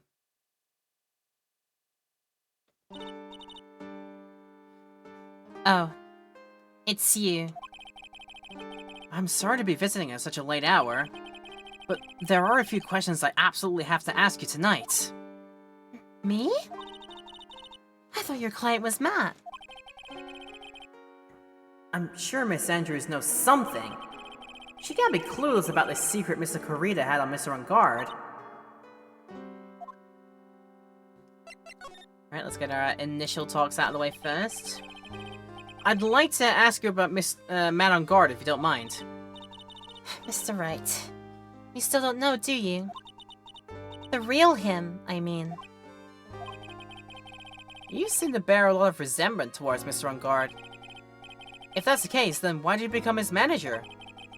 And why would you become intimate with his rival? That has nothing to do with this case. Nothing. I'm almost certain that's not entirely the case, but okay. About Miss Celeste Impax. I finally put her death behind me. And now, thanks to you, it's all come back to the surface. I'm sorry. Yes, I was shocked by her suicide. And it's true that when I heard that the rumor that Juan was the one who had hidden her suicide note, I began to draw close to him. I wanted to get her suicide note back, and to burn it. You wanted to burn it? But why? I didn't want it to be spread by just another piece of gossip. But I never held any murder's intent towards Juan. I would never do something so stupid. The suicide note, huh? I wonder what it said. Why frame? Why did you try to frame Mr. On Guard? That's simple. Because he's the killer, that's why. Isn't it the duty of every good citizen to inform the police? But there had to be another way. The police are excellent at doing their job, so they figured it out, right? Yes. They're so good that they couldn't figure out the real truth behind Celeste's death. Miss Andrews. Well, I know you're not the type of person to do something without a reason, so please, tell me why you did what you did. Revenge. Huh? Did you say something just now?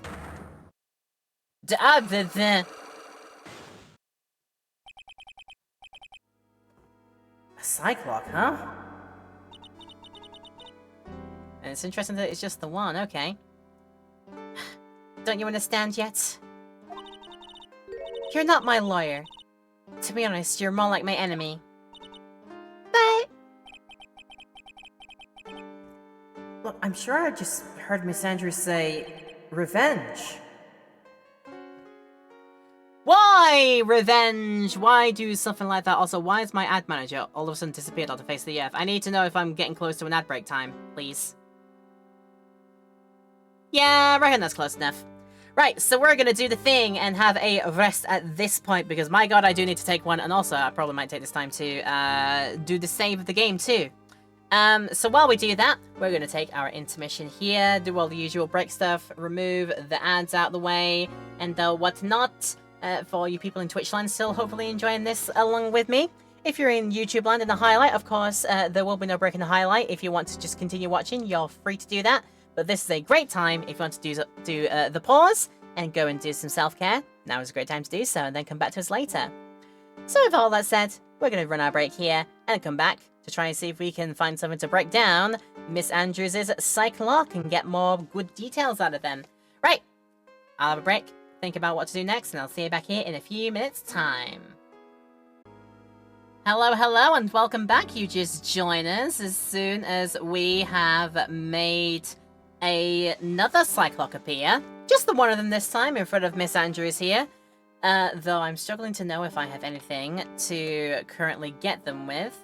I don't know if I do at this early stage. Normally, when you get a Cyclops, at this point in time, at this juncture, you don't have all the tools you need to break them now.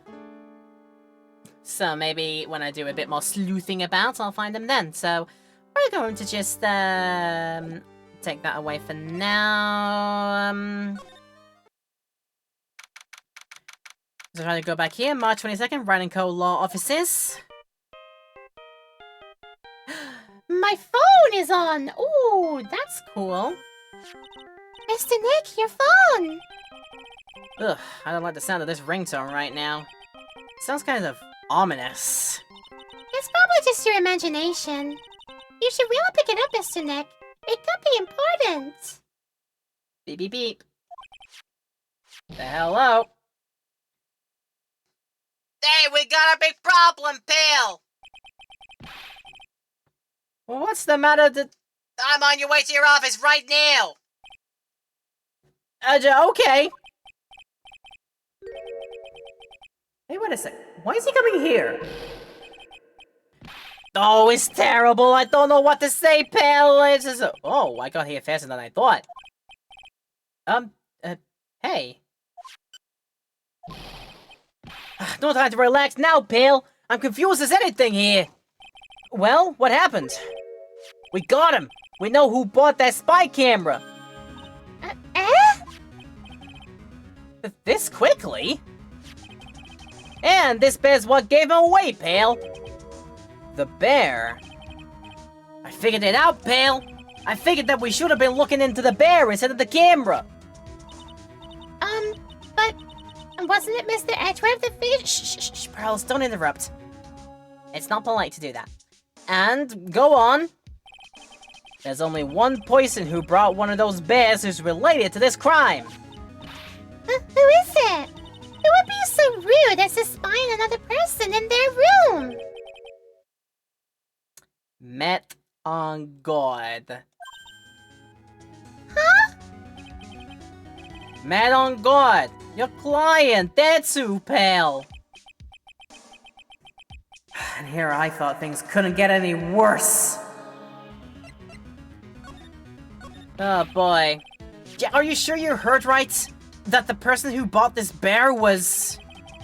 I heard it from the department store clerk, pal. This is the credit card receipt for the purchase. It's for $3,800, pal. That's an exact match to the price of that stuffed bear. A receipt? That's all you have? Yeah, it's not just a receipt, pal. The store clerk says so himself.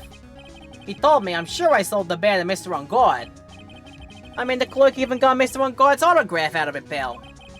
So I'm sure the person that brought the stuffed bear was Mr. On Guard himself.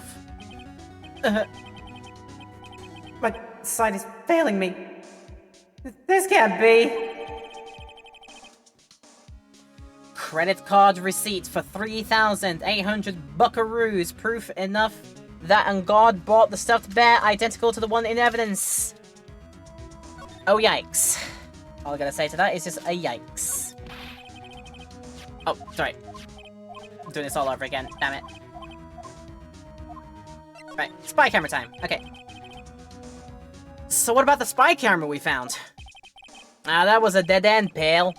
I mean, you can get this kind of thing from anywhere. But for now, I guess I can give these back to you for the file away to evidence. Spy camera, transmitter, and stuffed bear refiled into the court record. Ta-ta-ta. Look, I know you don't want to give up, pal. I never thought. I didn't think it was possible. The person who put the spy camera in Juan Corrida's room was Matt on Guard. Why would Mr. Engard do something like this? I bet it was to catch Miss Andrews and Mr. Corrida at one of their rendezvous. I bet it's not good enough for me. I have to know the absolute truth behind this camera. Are you gonna see him? Mr. On Guard, I mean. Yes. I'm scared, Mr. Nick. I wonder what we'll find out next. I'm scared myself, but I have to put on a good face for Pearls. Matt on Guard, what in the world have you done? What the devil have you done, sir? Alright, detention center away. Ah, you're really working late, you know? It's already past 10 p.m., dude. I think it's time you told me the truth. Huh?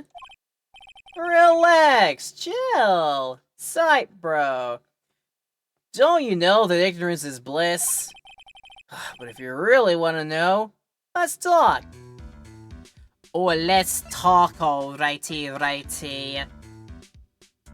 Let's get to me talking. So yeah, we got all the biggies about transmitters and credit card receipts and stuffed bears for reasons and spy cameras. And probably something else here is going to be relevant in another way as well. Yeah, the sun was just blowing into the lore of this just 5 seconds ago. What, is the axis of the Earth just tilted in such a way that now effectively Japanifornia is where the poles used to be? And now they're in that period where they're getting just daylight for the entirety of the 24-hour day? Maybe. Maybe it could be that, you never know. Alright, it's MacGuffin time, I think. Take that! I reckon by now it's given us everything we need to get 5 of these things busted. Oh, goodness. Alright. But behind all these 5 is Matt's secret. Somewhere in there. Now, let's hear what this secret of yours is. What if Mr. Corrida had been successful in his plan? What would he have disclosed? I told you before, dude. I don't know. I don't know anything about Juan, okay? Look, Mr. Wright, I can keep on saying it till I'm blue in the face, but I totally didn't pay Juan any attention the whole time that night. I mean, come on! I was in the middle of a nap! Don't lie to me. Huh? I know you paid close attention to Mr. Kurita, especially on that night.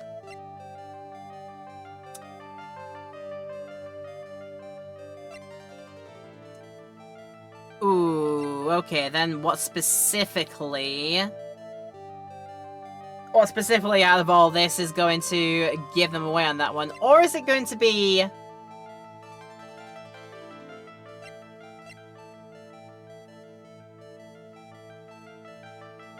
Gonna be like any one of the things that are, attracted to it then, or maybe, I don't know,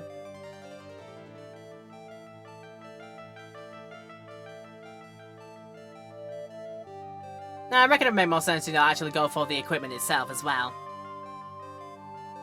Ah, yes, okay, BSC, go ahead. You can do your lurking, and while you do that, that's fine. Memory was purchased at the original GBA cartridge, so they felt nighttime backgrounds weren't necessary. Yeah. Yeah, I would say anything that's actually part of, like, the bug equipment, so... Yeah, let's go for one of those. Spy camera. Just so we can actually have eyes while his eyes are not actually on, so yeah. Take that! Someone used this camera to secretly film Mr. Kurita's room the night of the murder. Secretly film? Huh, what? And then sent the images that the camera took with his transmitter. Wow, but dude! Where was this camera you're talking about hidden? Within a stuffed bag. Take that! The spy camera was hidden in this bear's eye.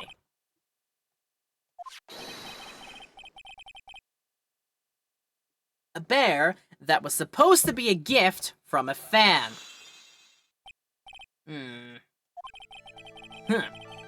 I guess one of the few two of those kinds of fans too, huh, dude?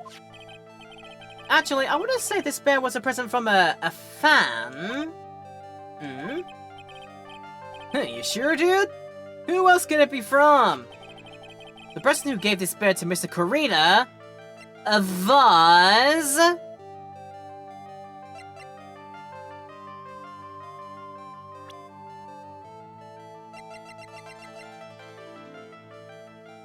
Yeah, but we're leading this way, right, isn't it? Yeah. Was thine self for some reason! Take that! Mr. On Guard. Don't you know this bear from somewhere?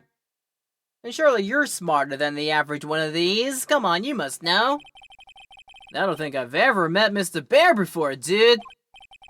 Oh, but he says he knows you. How could you forget such a great friend? How could you forget Yogi Bear over here? What else did the bear tell you? He says that the one who put the camera in his eye was you, Mr. On Guard. If I didn't know how you're working court, I think I was in some serious trouble. Come on, this is all a joke, right, dude? You're just pulling my leg. Oh, it looks like you're not ready to give up your secret yet.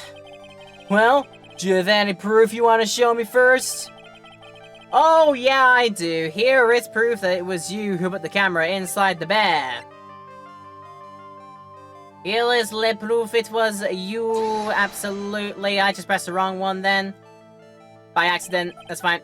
Hold on a sec, I'm gonna ask my grandma, okay? Yo, this dude's an idiot, you know, your grandma? This dude's an idiot, right? Do you know it's bad to whistle at night, dude? Because snakes will come out if you do. Huh? My grandma, she knows all sorts of stuff. I think you better learn from her example, okay? Yeah, I just did a misclick there, oops. Is he telling me to carefully think before I speak? That's never been my mantra, but so close and yet so far.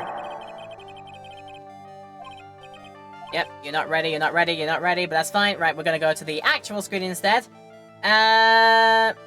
Identical to the one in the evidence. It's time to do the bear cha-cha-cha. Oh my god, you're doing a bear in a big blue house bit. Oh, that's bringing back some memories in my life. Used to love watching Bear in a Big Blue House. Especially as a thing when we used to rent out holiday villas in the US. They'd be on the TV in the morning, bearing the big blue house as part of the morning block while we had breakfast before going out to the parks. It was brilliant.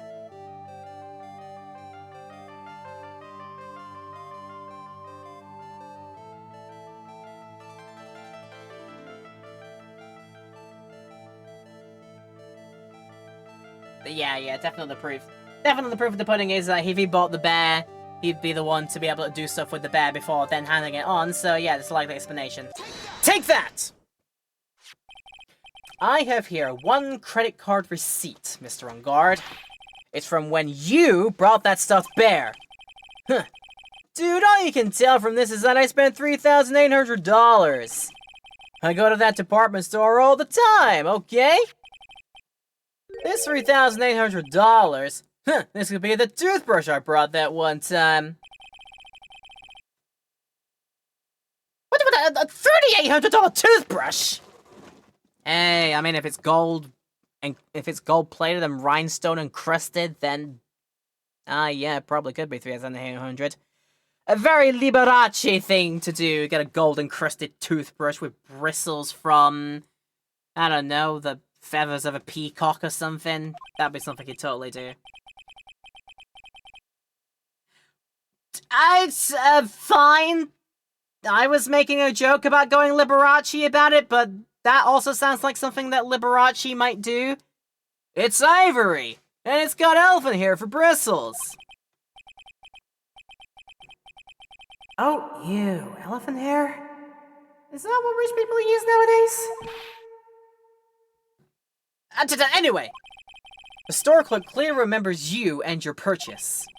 After all, you even gave him an autograph, did you not? Dude, you should have just said that earlier! Yeah, so can I ask you one thing? Yes? You're my lawyer, right, dude? So, if you are, then why are you looking into stuff like that?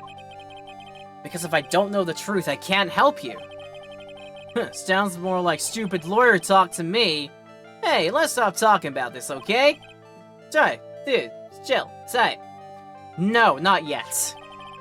I haven't asked why you set the camera up yet. And what your secret is. Of course, it would be strictly confidential. So, what are you gonna do now? I'm gonna find out what I want to know, because I must.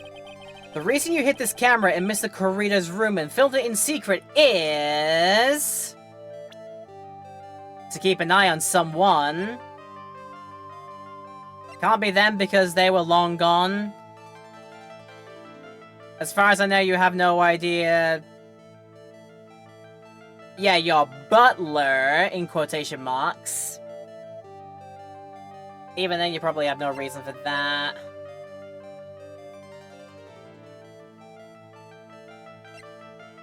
Nah, it's you, totally. It's totally Adrian, isn't it? Yeah. Take that! Adrian Andrews? There is a rumor going around that Miss Andrews and Mr. Kurita were having secret meetings. You, who is keeping tabs on Mr. Kurita, you were gonna reveal this as fact and turn it into a scandal, isn't that right? Dude, you can be such a moron! Huh? Oh man, Mr. Lawyer dude, that kind of scandal, that's the good stuff! That's what we in the industry call juicy. The good stuff? Juicy? Look, we can get publicity without spending a penny with that kind of stuff. Well, I mean, if people stop paying attention to us, then it'd be the end, dude.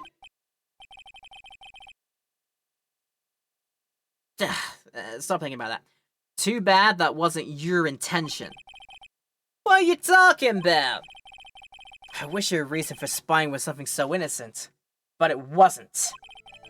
You didn't spy on Mr. Kurita because of Miss Andrews. Then there's only one reason I can think of for you to do such a thing. Huh? The real reason you set up the camera in Mr. Kurita's room was... Not for Old Bag. Not for Kurita.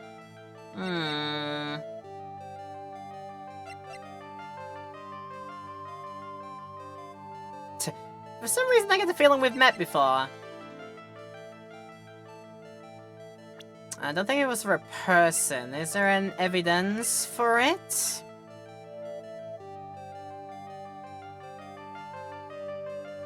Hmm.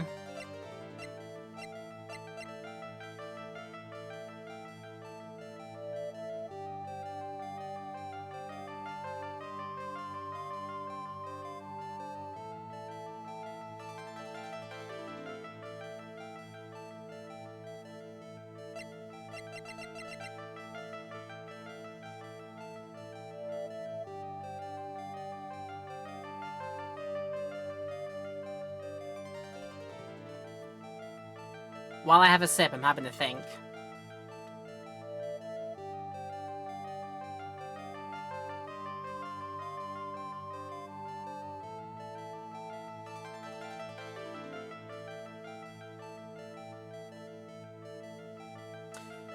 Could it be possible that this man wanted to confirm if a hit happened?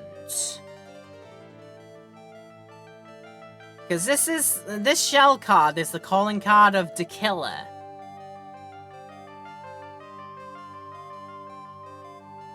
Is it possible that our supposed innocent party here was the one who wanted to have something happen to someone to get rid of them, but didn't want to sully his own hands, so would send out a hitman for that, and then would also check that their calling card was placed to let them know it was actually them that did the hit.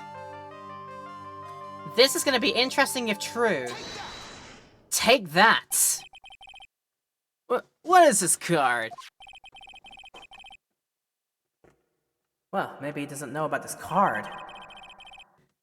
This is a certain man's calling card. The man's name is Shelly the Killer, and I'm sure you know of him, don't you? Shelly the Killer? That's ridiculous! Why would I know some shady scumbag like him?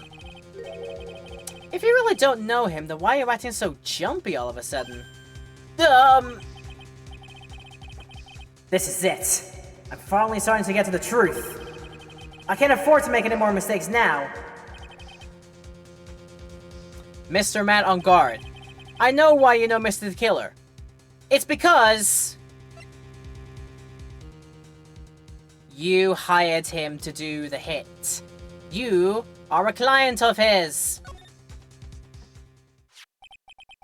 Since you're the one who set up that camera, that means you knew exactly what was going to happen in that room. So, how? How would you know something like that? It's because you're his client. That's why. You hired Shelly the Killer to assassinate Mr. Juan Corrida. The real mastermind behind this whole murder is you, Matt on guard!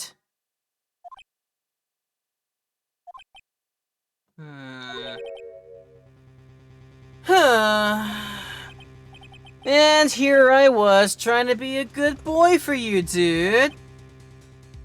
Huh? I thought if you didn't know, you'd be able to do your job without feeling bad. Well, that's what I thought anyway.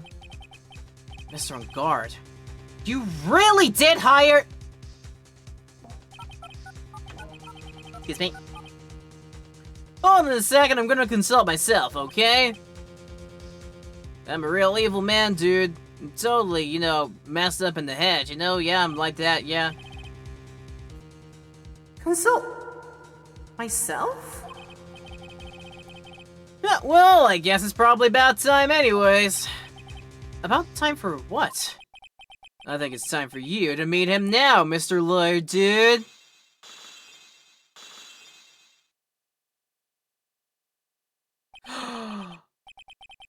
How do you do, Mr. Lawyer? I'm Matt on guard. Also, why did you get a glass of whatever it was in your detention center? How were you allowed this?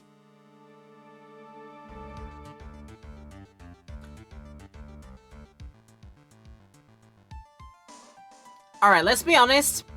For an evil man's theme song, damn, it's a groove. Well done, Mr. Wright. I bet it wasn't easy to gather as much information as you have. You really... So you are really Sheila de Killer's client? You didn't think I would dirty my own hands in this, did you? What do you mean? And that woman? Adrian was quite brave herself. Trying to stick the crime on me? I didn't think she had it in her. But all I care about is that Juan is dead. Isn't that right, Mr. Lawyer? You're lying! What a terrible... It's way past your bedtime, little girl. Go on, let us grown-ups talk about more adult things. But why? Why did you hide the video camera and... A weakling who believes the words of others, just like that pathetic Adrian. He knew about Mrs. Andrews' secrets? But I'm no weakling. I don't believe anyone, least of all assassins. What? Now come now, Mr. Wright. Assassins aren't above blackmail. They turn their clients into cash cows by holding the sinful deeds over their heads. And a superstar like me? How much do you think I'm worth? Care to guess? And that's why... Yep, that's where the video comes in. It's got his face and the crime scene recorded on it, preserved for all time. With that, I can keep him at bay and even blackmail him if I want. That's my piece and not yours, don't worry about it. Pop-ups, they're annoying and evil. He is Matt on offense, oh my god, yeah.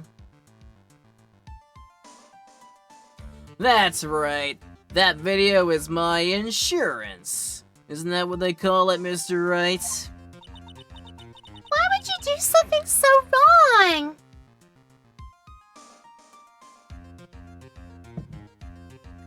Blackmailing the blackmailer.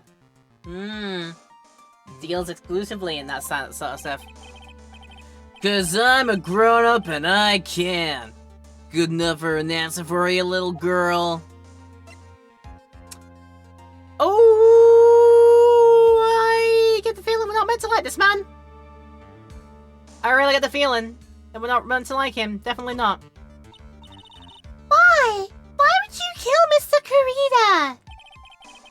Cause he was about to sling so much dung on my beautiful public image. Scandals are a little annoying, aren't they? This is all because of that press conference, isn't it? If Mr. Kurita had been able to give it, then Mr. Unguard's secret would have...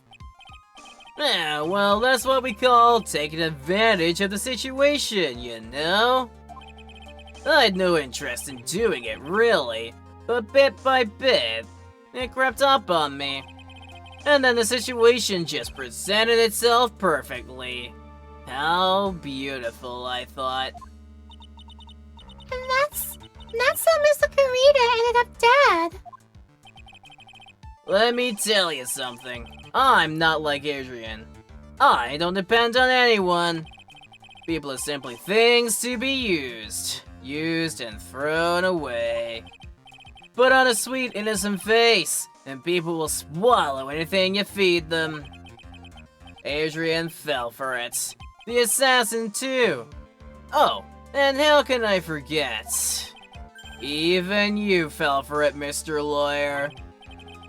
Everyone, all working their butts off for me, Matt on guard.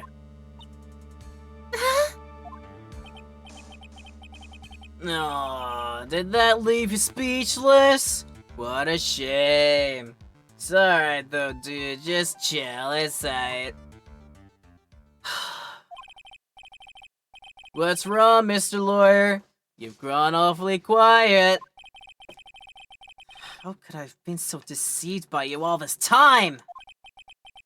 When we first met, I asked if you had killed Mr. Juan Corrida.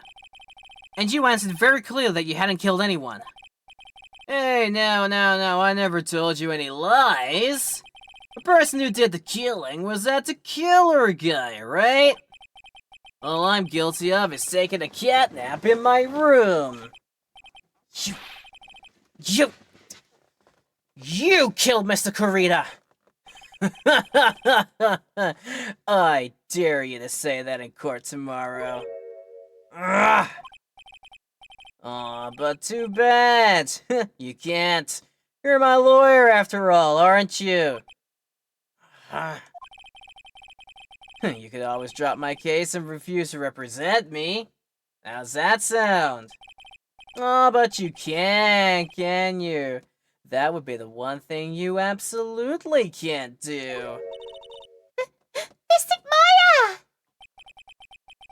You wouldn't want to test a killer. He's a man of his word, or so I hear. You could end up getting a certain friend of yours rubbed out if you lose. You son of a...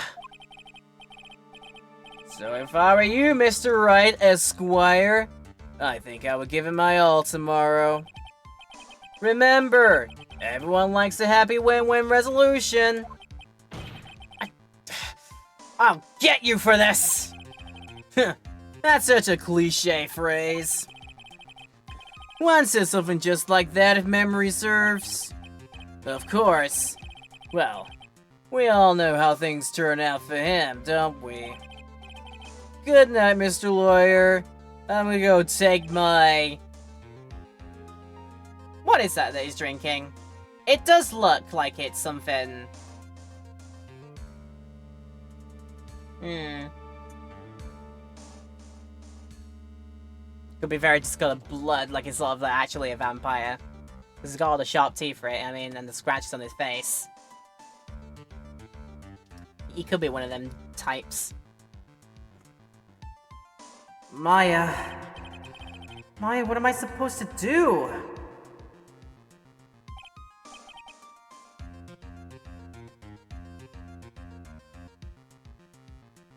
And now... Now you finally found it. The starting line of this case. Edgeworth. I don't care for the horrid atmosphere here. Let's return to the precinct. Okay, yoink! Yoink me away, why don't you? March 22nd, Police Station Criminal Affairs Department. Well, right. What are you going to do? If you plan on changing your strategy... No! We can't do that! That's right. He's holding Maya hostage. What should I do? That's not something I can answer for you. Mr. Edgeworth? Right. Only you can decide where to go from here. 1 year ago, at that time, I truly didn't understand. I didn't truly understand what a prosecutor was. And that is why I had to leave the prosecutor's office. I felt that I couldn't stand in the court of law until I knew what a prosecutor really was. And now, right, it's your turn. My turn? What is this thing called a lawyer? What can you do as one? You must find the answer, and you must find it on your own.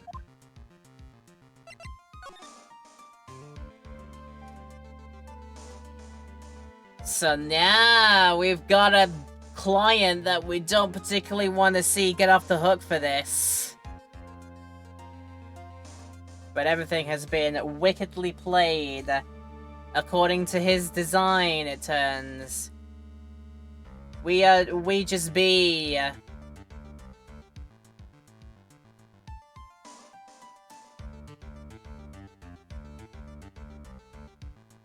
We just be the marionettes on stage. And Matt somehow is making us forever perform for him, unfortunately. Okay, this is gonna be interesting. I'm a lawyer, but to fight for someone who's clearly a killer, out on guard, that man is really... Ah! It doesn't matter who, every person deserves a proper defense and a fair trial. Isn't that the basis of our judicial system? Proper defense? But what exactly is that? Is it where a lawyer forcibly and blindly gets an acquittal through shouting and trickery? Ironic of you, of all people, should say such a thing. Isn't that exactly how you have fought for your clients up until now? Well, that may be true, but that's because I believe my clients to be innocent from the bottom of my heart. But if I were to get on guard and acquittal, that isn't a proper defense at all.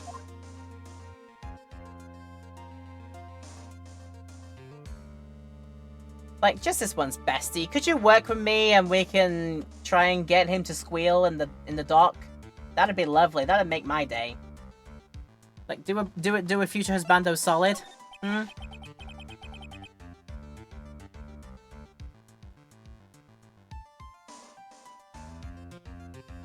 Excuse me.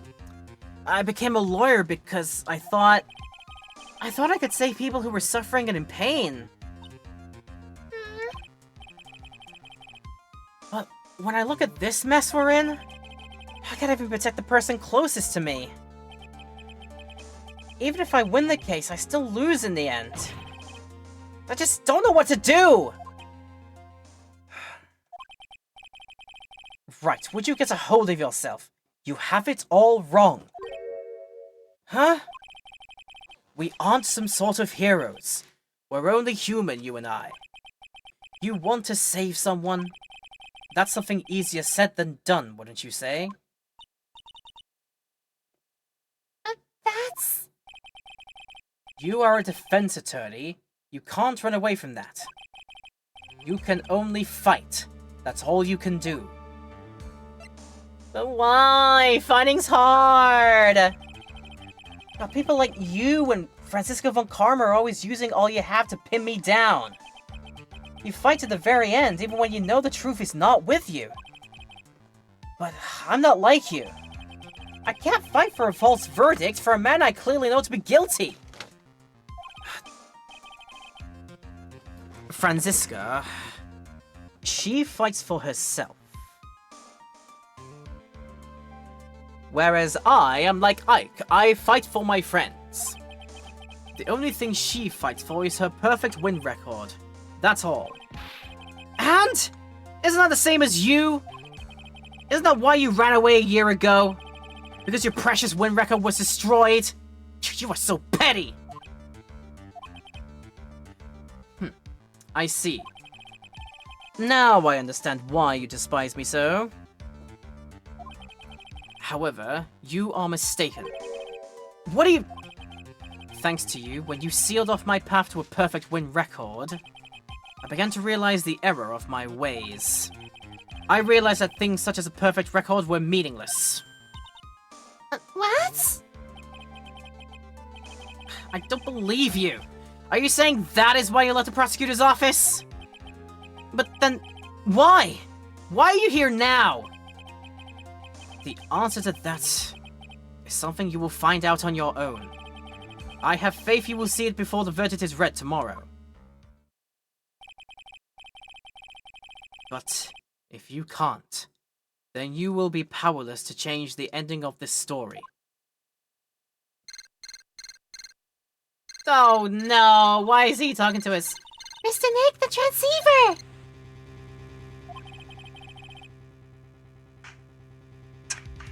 I'm sorry for what happened earlier. Now then, Mr. Attorney, do you wager you can obtain an acquittal tomorrow?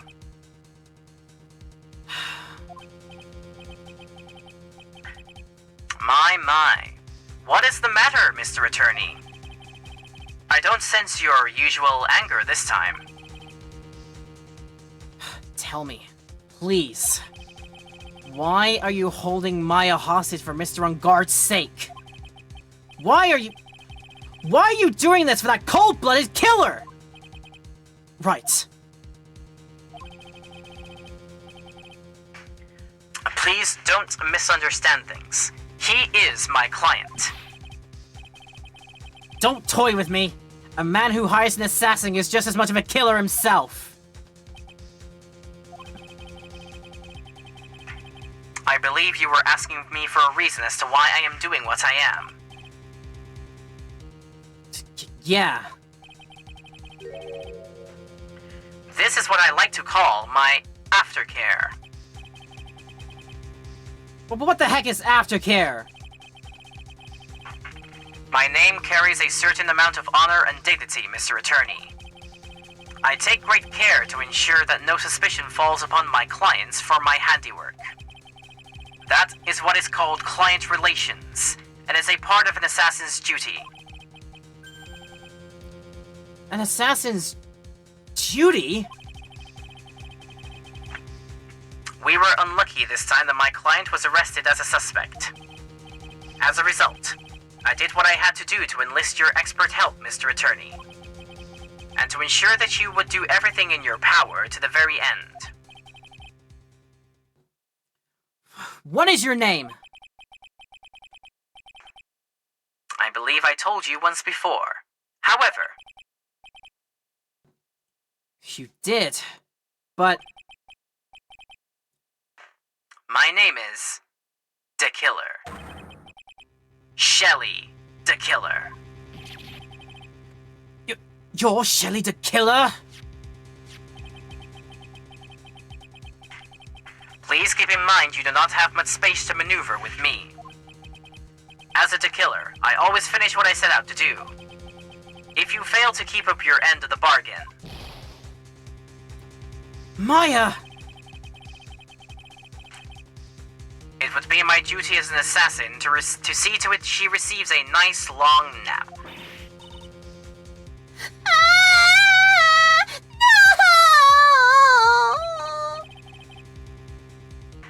Now then, if you'll excuse me, if someone were to trace this signal back to me, it would be quite troublesome.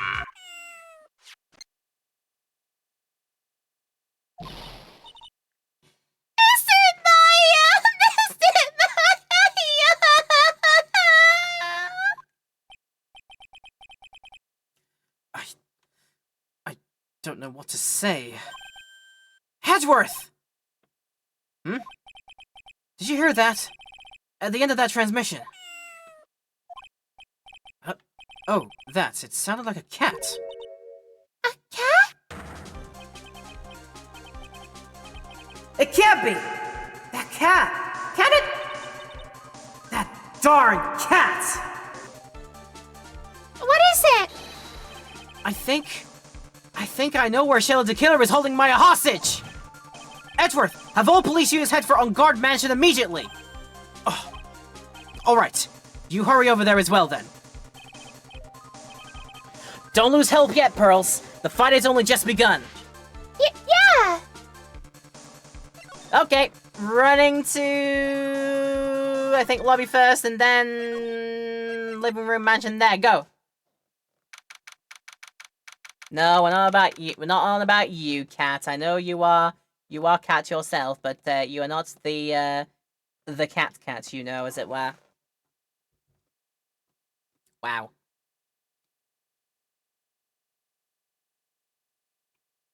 Oh my days, my voice is going to love me in the morning. March 22nd, On Guard Mansion, living room. We're back here. Maya! Please answer us! Mystic Maya! We have this area completely surrounded. There is no way for him to escape. Assuming he's still in the area... I can't believe it! That butler! All this time! He was the killer! He and On Guard were working together all this time. I'm sure they had worked out a contingency plan ahead of time. Well, everything looks the same. I'm not gonna bother examining anything else apart from... what's in front of this? Oh, it's a figurine of the bear! But there were a lot of cuts in it for some reason. A wooden bear-shaped figurine is covered in many thin cuts. Added to my court record. A bear? Isn't that more of a thing for Mr. Kurita? Why would something like this be here? Right, look down. There's a little pet door installed here. Ah, I'm sure that's for Shu. Do you think that this came through that little door? This door, it's locked. Well, I'm pretty used to breaking down doors down by now. Let's go, Wedgeworth.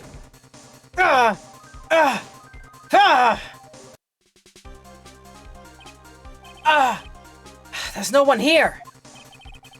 From the looks of this room, I would say this is On Guard's private lounge. Look at this right. An antenna for sending and receiving radio signals and a VCR. Check inside the deck. If that's a tape, it would have an important piece of evidence. If we're lucky, it'll have the moment the crime was committed recording on it. I'm sorry, but the tape deck is empty. There's no tape to be found. No! But there's no mistake that someone used this to record something. It looks like someone took the tape we're looking for and escaped with it.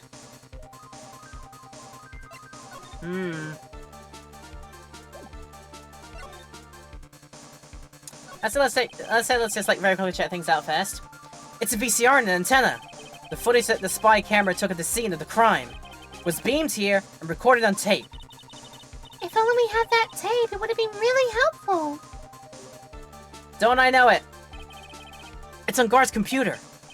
Maya, why couldn't you have used this to get help? But Mr. Nick, where's the power switch? Oh, I get it. So that's what happened. She couldn't find the power switch. That would be pretty obvious, I'd say, yeah. A huge television and speakers loom largely here. I'm sorry if Maya saw this, she'd say, I would die a happy samurai fan if I could see the little samurai on a TV like this. yeah, that's what she'd say. I can't believe you're making a joke about Maya, all things considered. Of all the time to do it, Phoenix, like, wow. Get some perspective. Yeah, I think I've seen everything that's important here. Let's move it on. We've searched all over, but it looks like he got away. Yawning again. I'm sorry. It looks like he slipped out of our grasp this time. And now we've lost our only lead. Don't give up yet. That little girl is looking to you to be her pillar.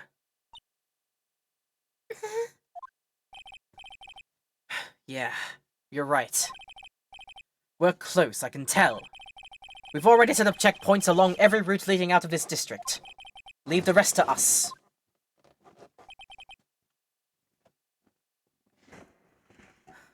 Maya.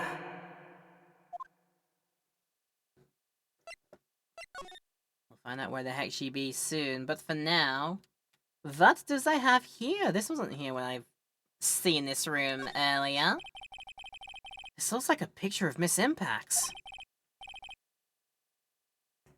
With love, Celeste. Miss Impax? You mean... Yes, Mr. Kurita's former manager. Why would a picture of Miss Impax be here in Mr. Ungard's mansion? What does it say with love?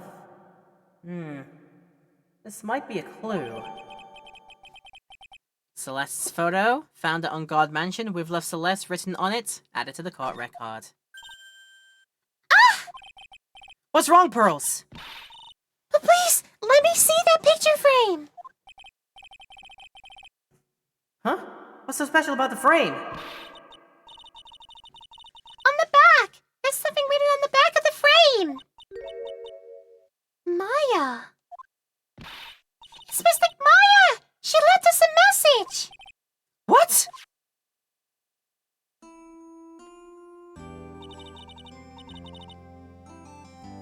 I thought you'd come. I knew you would. Now listen up.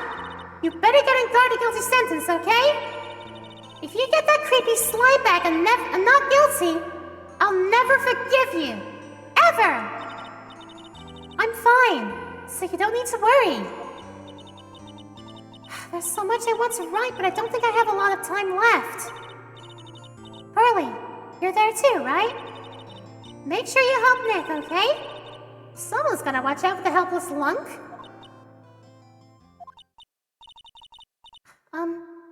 That's it for now, Nick. I guess I'll talk to you guys later. That's... No! This is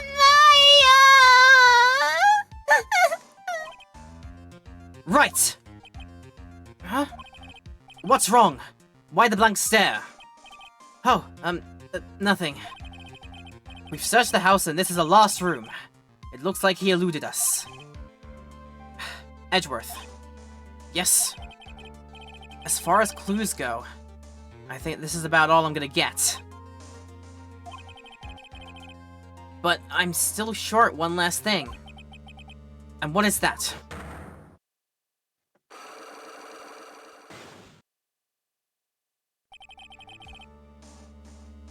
Miss Andrews' psych lock.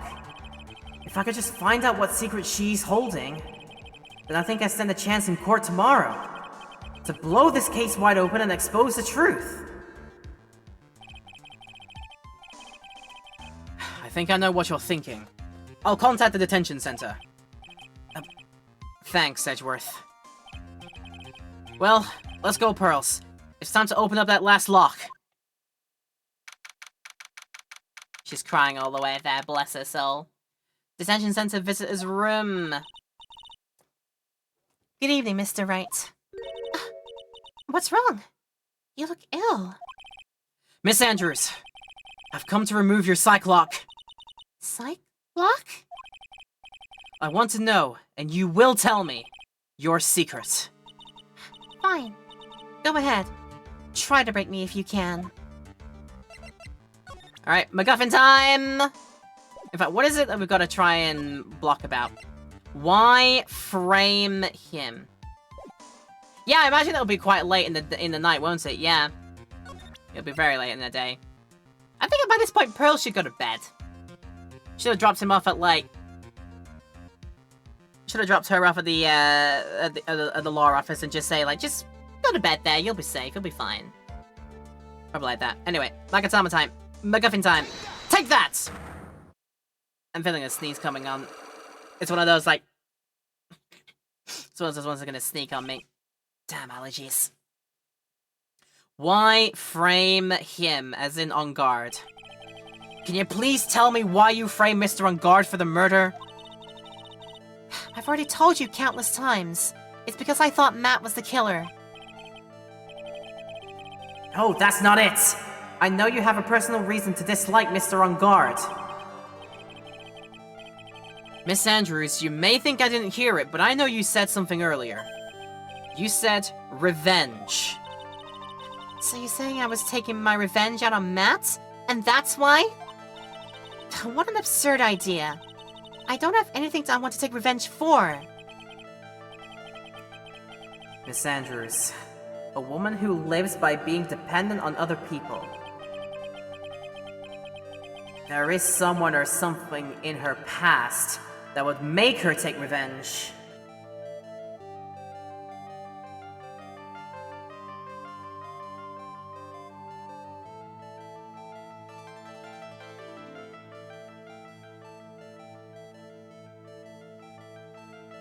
Something or someone in her past that would make her take revenge.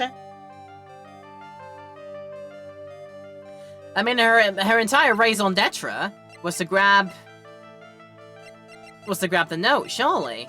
The suicide report. Or at least truly know, Celeste impacts the situation. I think either one of these would work, I'm sure. Something or someone. So the something would be the missing suicide report she'd love to have, and the someone would be Celeste themselves. Tell you what, let's go this way. It says someone or something, so I think both answers might be fine here, but we'll go this way, because I'm pretty sure this person in their past is an entire reason for things happening as the way they are. Take that! Celeste. There is only one catalyst that could cause such strong feelings and even revenge. And that is Miss Impact's suicide. What are you trying to say? Celeste was Juan's manager. On top of that, the one who hit her suicide note was also Juan. What does all this have to do with Matt? You're right. You haven't mentioned him. Yet. But for you to hate Mr. On Guard, it would mean that he must have had some relation to Miss Impacts and her suicide. Can you explain to me this relation between Celeste and Matt?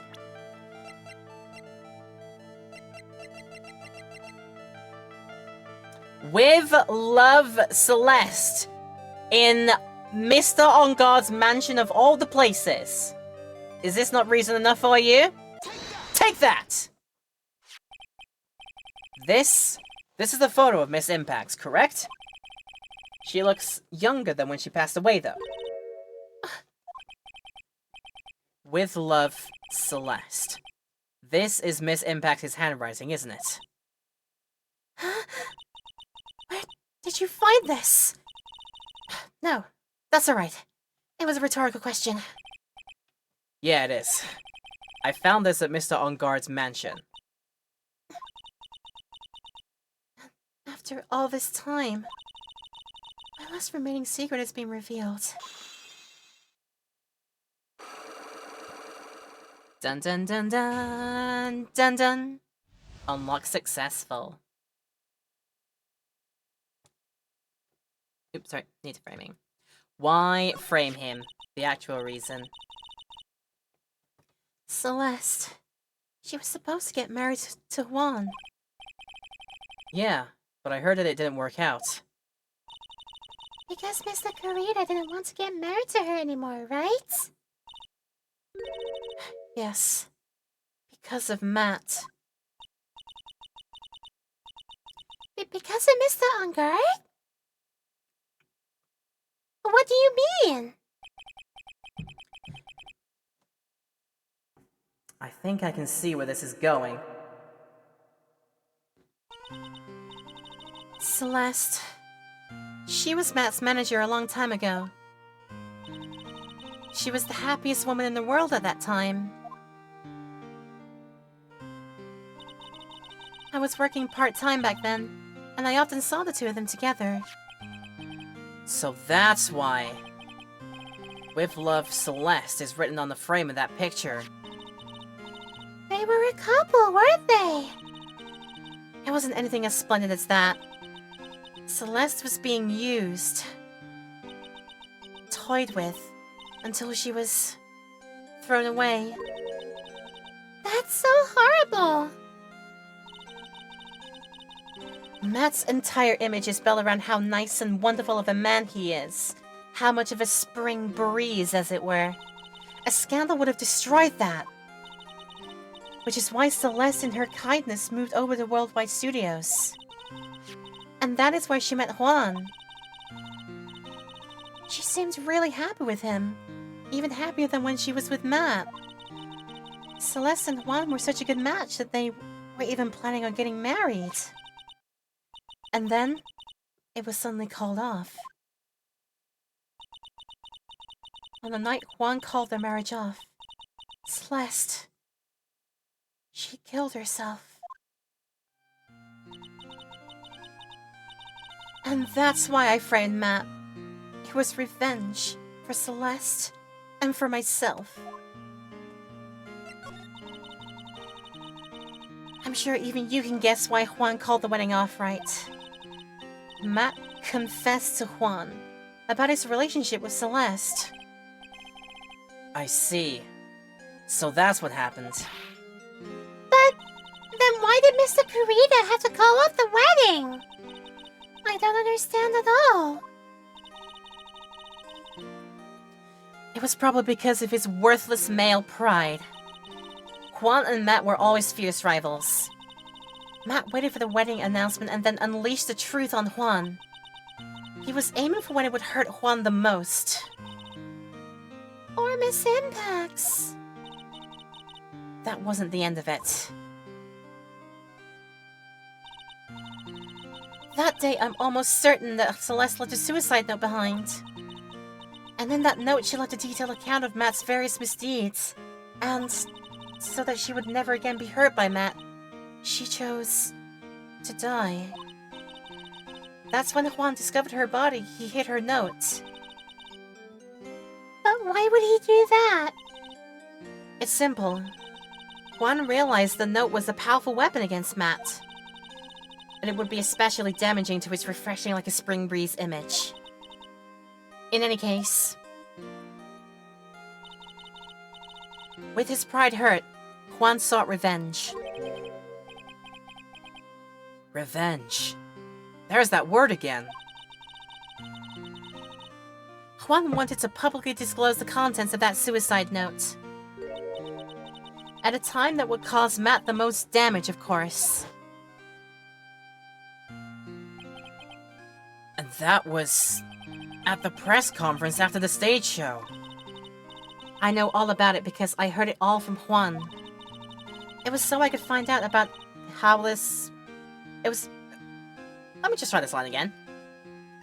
It was so I could find out about all this that I drew close to Juan to begin with. They're quite a pair of hideous monsters, aren't they? Even Celeste's death was something for them to use in their game. That night when I found Juan's body, it was only natural that I thought the murder was Matt. Those two were always spying on one another after all. And as for me, I was frantically searching for Celeste's suicide note. I wanted to destroy it before it ever went public. I was gonna burn it. I'd even brought a lighter. But I couldn't find the suicide note. And that's when revenge crossed my mind. Yes, I was gonna bring to them my own kind of cruel revenge.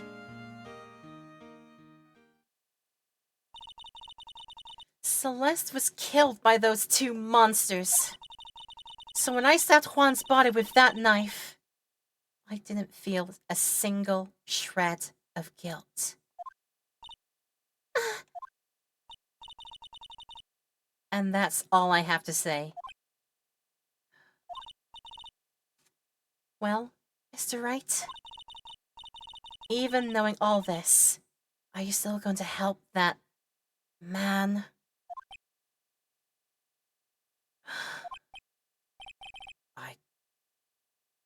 I'm a lawyer. I see. What a foul profession. Thank you very much for your time and for talking with me. It was no big deal. I couldn't sleep anyway. I can't sleep either. Not with my situation. Nor with what I know now.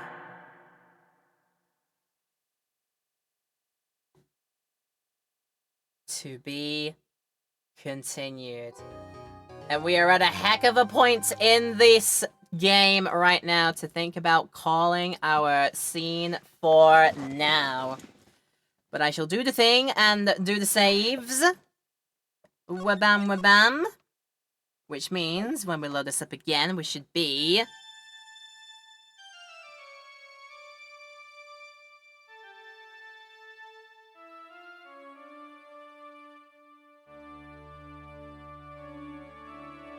Tell you what, I'm pretending not to read any of this.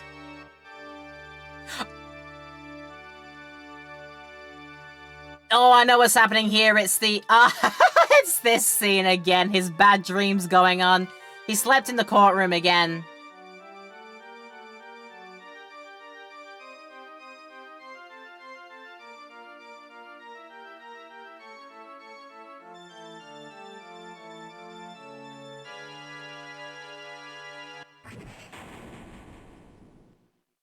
Whack, ow, my dream head.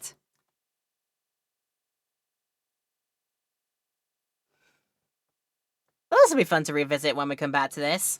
I'm doing the thing of not reading it now, because I imagine we'll see this all again when I load it in again. But yeah, what a really, really interesting turn of events, and now we're into our potential final trial period. Dun dun dun dun, as they say. Alright then, we go to this. Make sure we do not save. Like, end at this point here. Go to the options immediately and say, go like that, yes! So how about that for a cliffhanger? Our final, what sounds like the final trial period is approaching quickly, but we have to call it here. Leave you on this cliffhanger until the next episode. I am so sorry I'm gonna do this, but me getting sleepy, my voice getting sort of hoarse, and the hay fever allergies are still sort of getting my goat. So, yeah, I'm gonna give myself a break here and a bit of a rest. So with that said, it has been still a good time to do this all for you, and if you have enjoyed everything we've done here, then thank you for tuning in. And of course, a cliffhanger with a tease, yes indeed, we will probably see that again when we load into the next episode, definitely. And I'll do the proper performance then, when I've got my voice and my energy back for definite. But with that said, we are going to be calling it here. If you're in the Twitch stream right now and have missed any of this, then do not worry, we will have the VOD ready for you to view back and enjoy in its entirety in about a week's time on my Laura Petal VOD YouTube channel. So go ahead and check out them for all of the VODs I've done in the past. A couple of speedrun things are there as well. If that is your cup of tea, you can check those out too. But if you are watching this right now in our YouTube highlight, it has been an absolute pleasure to do this for you as best as I can with my hay fever, allergies and whatnot, you know, the beating my butt right now, but I did my best and I hope you've enjoyed it. If you have, of course, do let me know by leaving your likes and comments down below, and feel free if you'd like to go further with your love and support, make sure you click the subscribe button and hit the bell as well. Those all are very helpful things to do. They let you hopefully know when new uploads come along. And, yeah, that all good stuff is really good to do, so thank you if you choose to do so. Don't forget to check the links in the description, because I've got links to my socials, my Discord feed is there, and my social feeds are there too. Plus, my Twitch link is there as well, if you want to potentially come and see a live stream done live, either on Tuesday, Wednesday, Tuesdays, Thursdays, or Saturdays are our usual days. But do pass our schedules as well, because we might be changing. But anyways, if you'd like to try and check out a live stream at some point in the future, we would love to have you, of course. But with that said, this has taken a turn for the interesting. A killer to be proved innocent. Is that what is in store for us? The only way to find out is by tuning in to the next episode that I do of my playthrough in Justice for All here in the Ace Attorney chronology. This has been such fun to do, and I'm looking forward to next time. If this video has improved your day, then that is lovely to hear, and I hope I get the chance to do it again for you at some point in the future. But with that said, please do stay and stay awesome. Enjoy your plans coming up, whatever they may be. If you want to check out more of my videos, go ahead. But whatever, and whenever you come back around to my neck of the woods, wherever and whenever that may be, I hope we see each other in good health and happy smiles. I love and appreciate you all. Thank you for tuning in Twitchland and YouTube land. It has been lovely to do this for you, and I'll see you all next time. Do take care, and see you soon. Bye!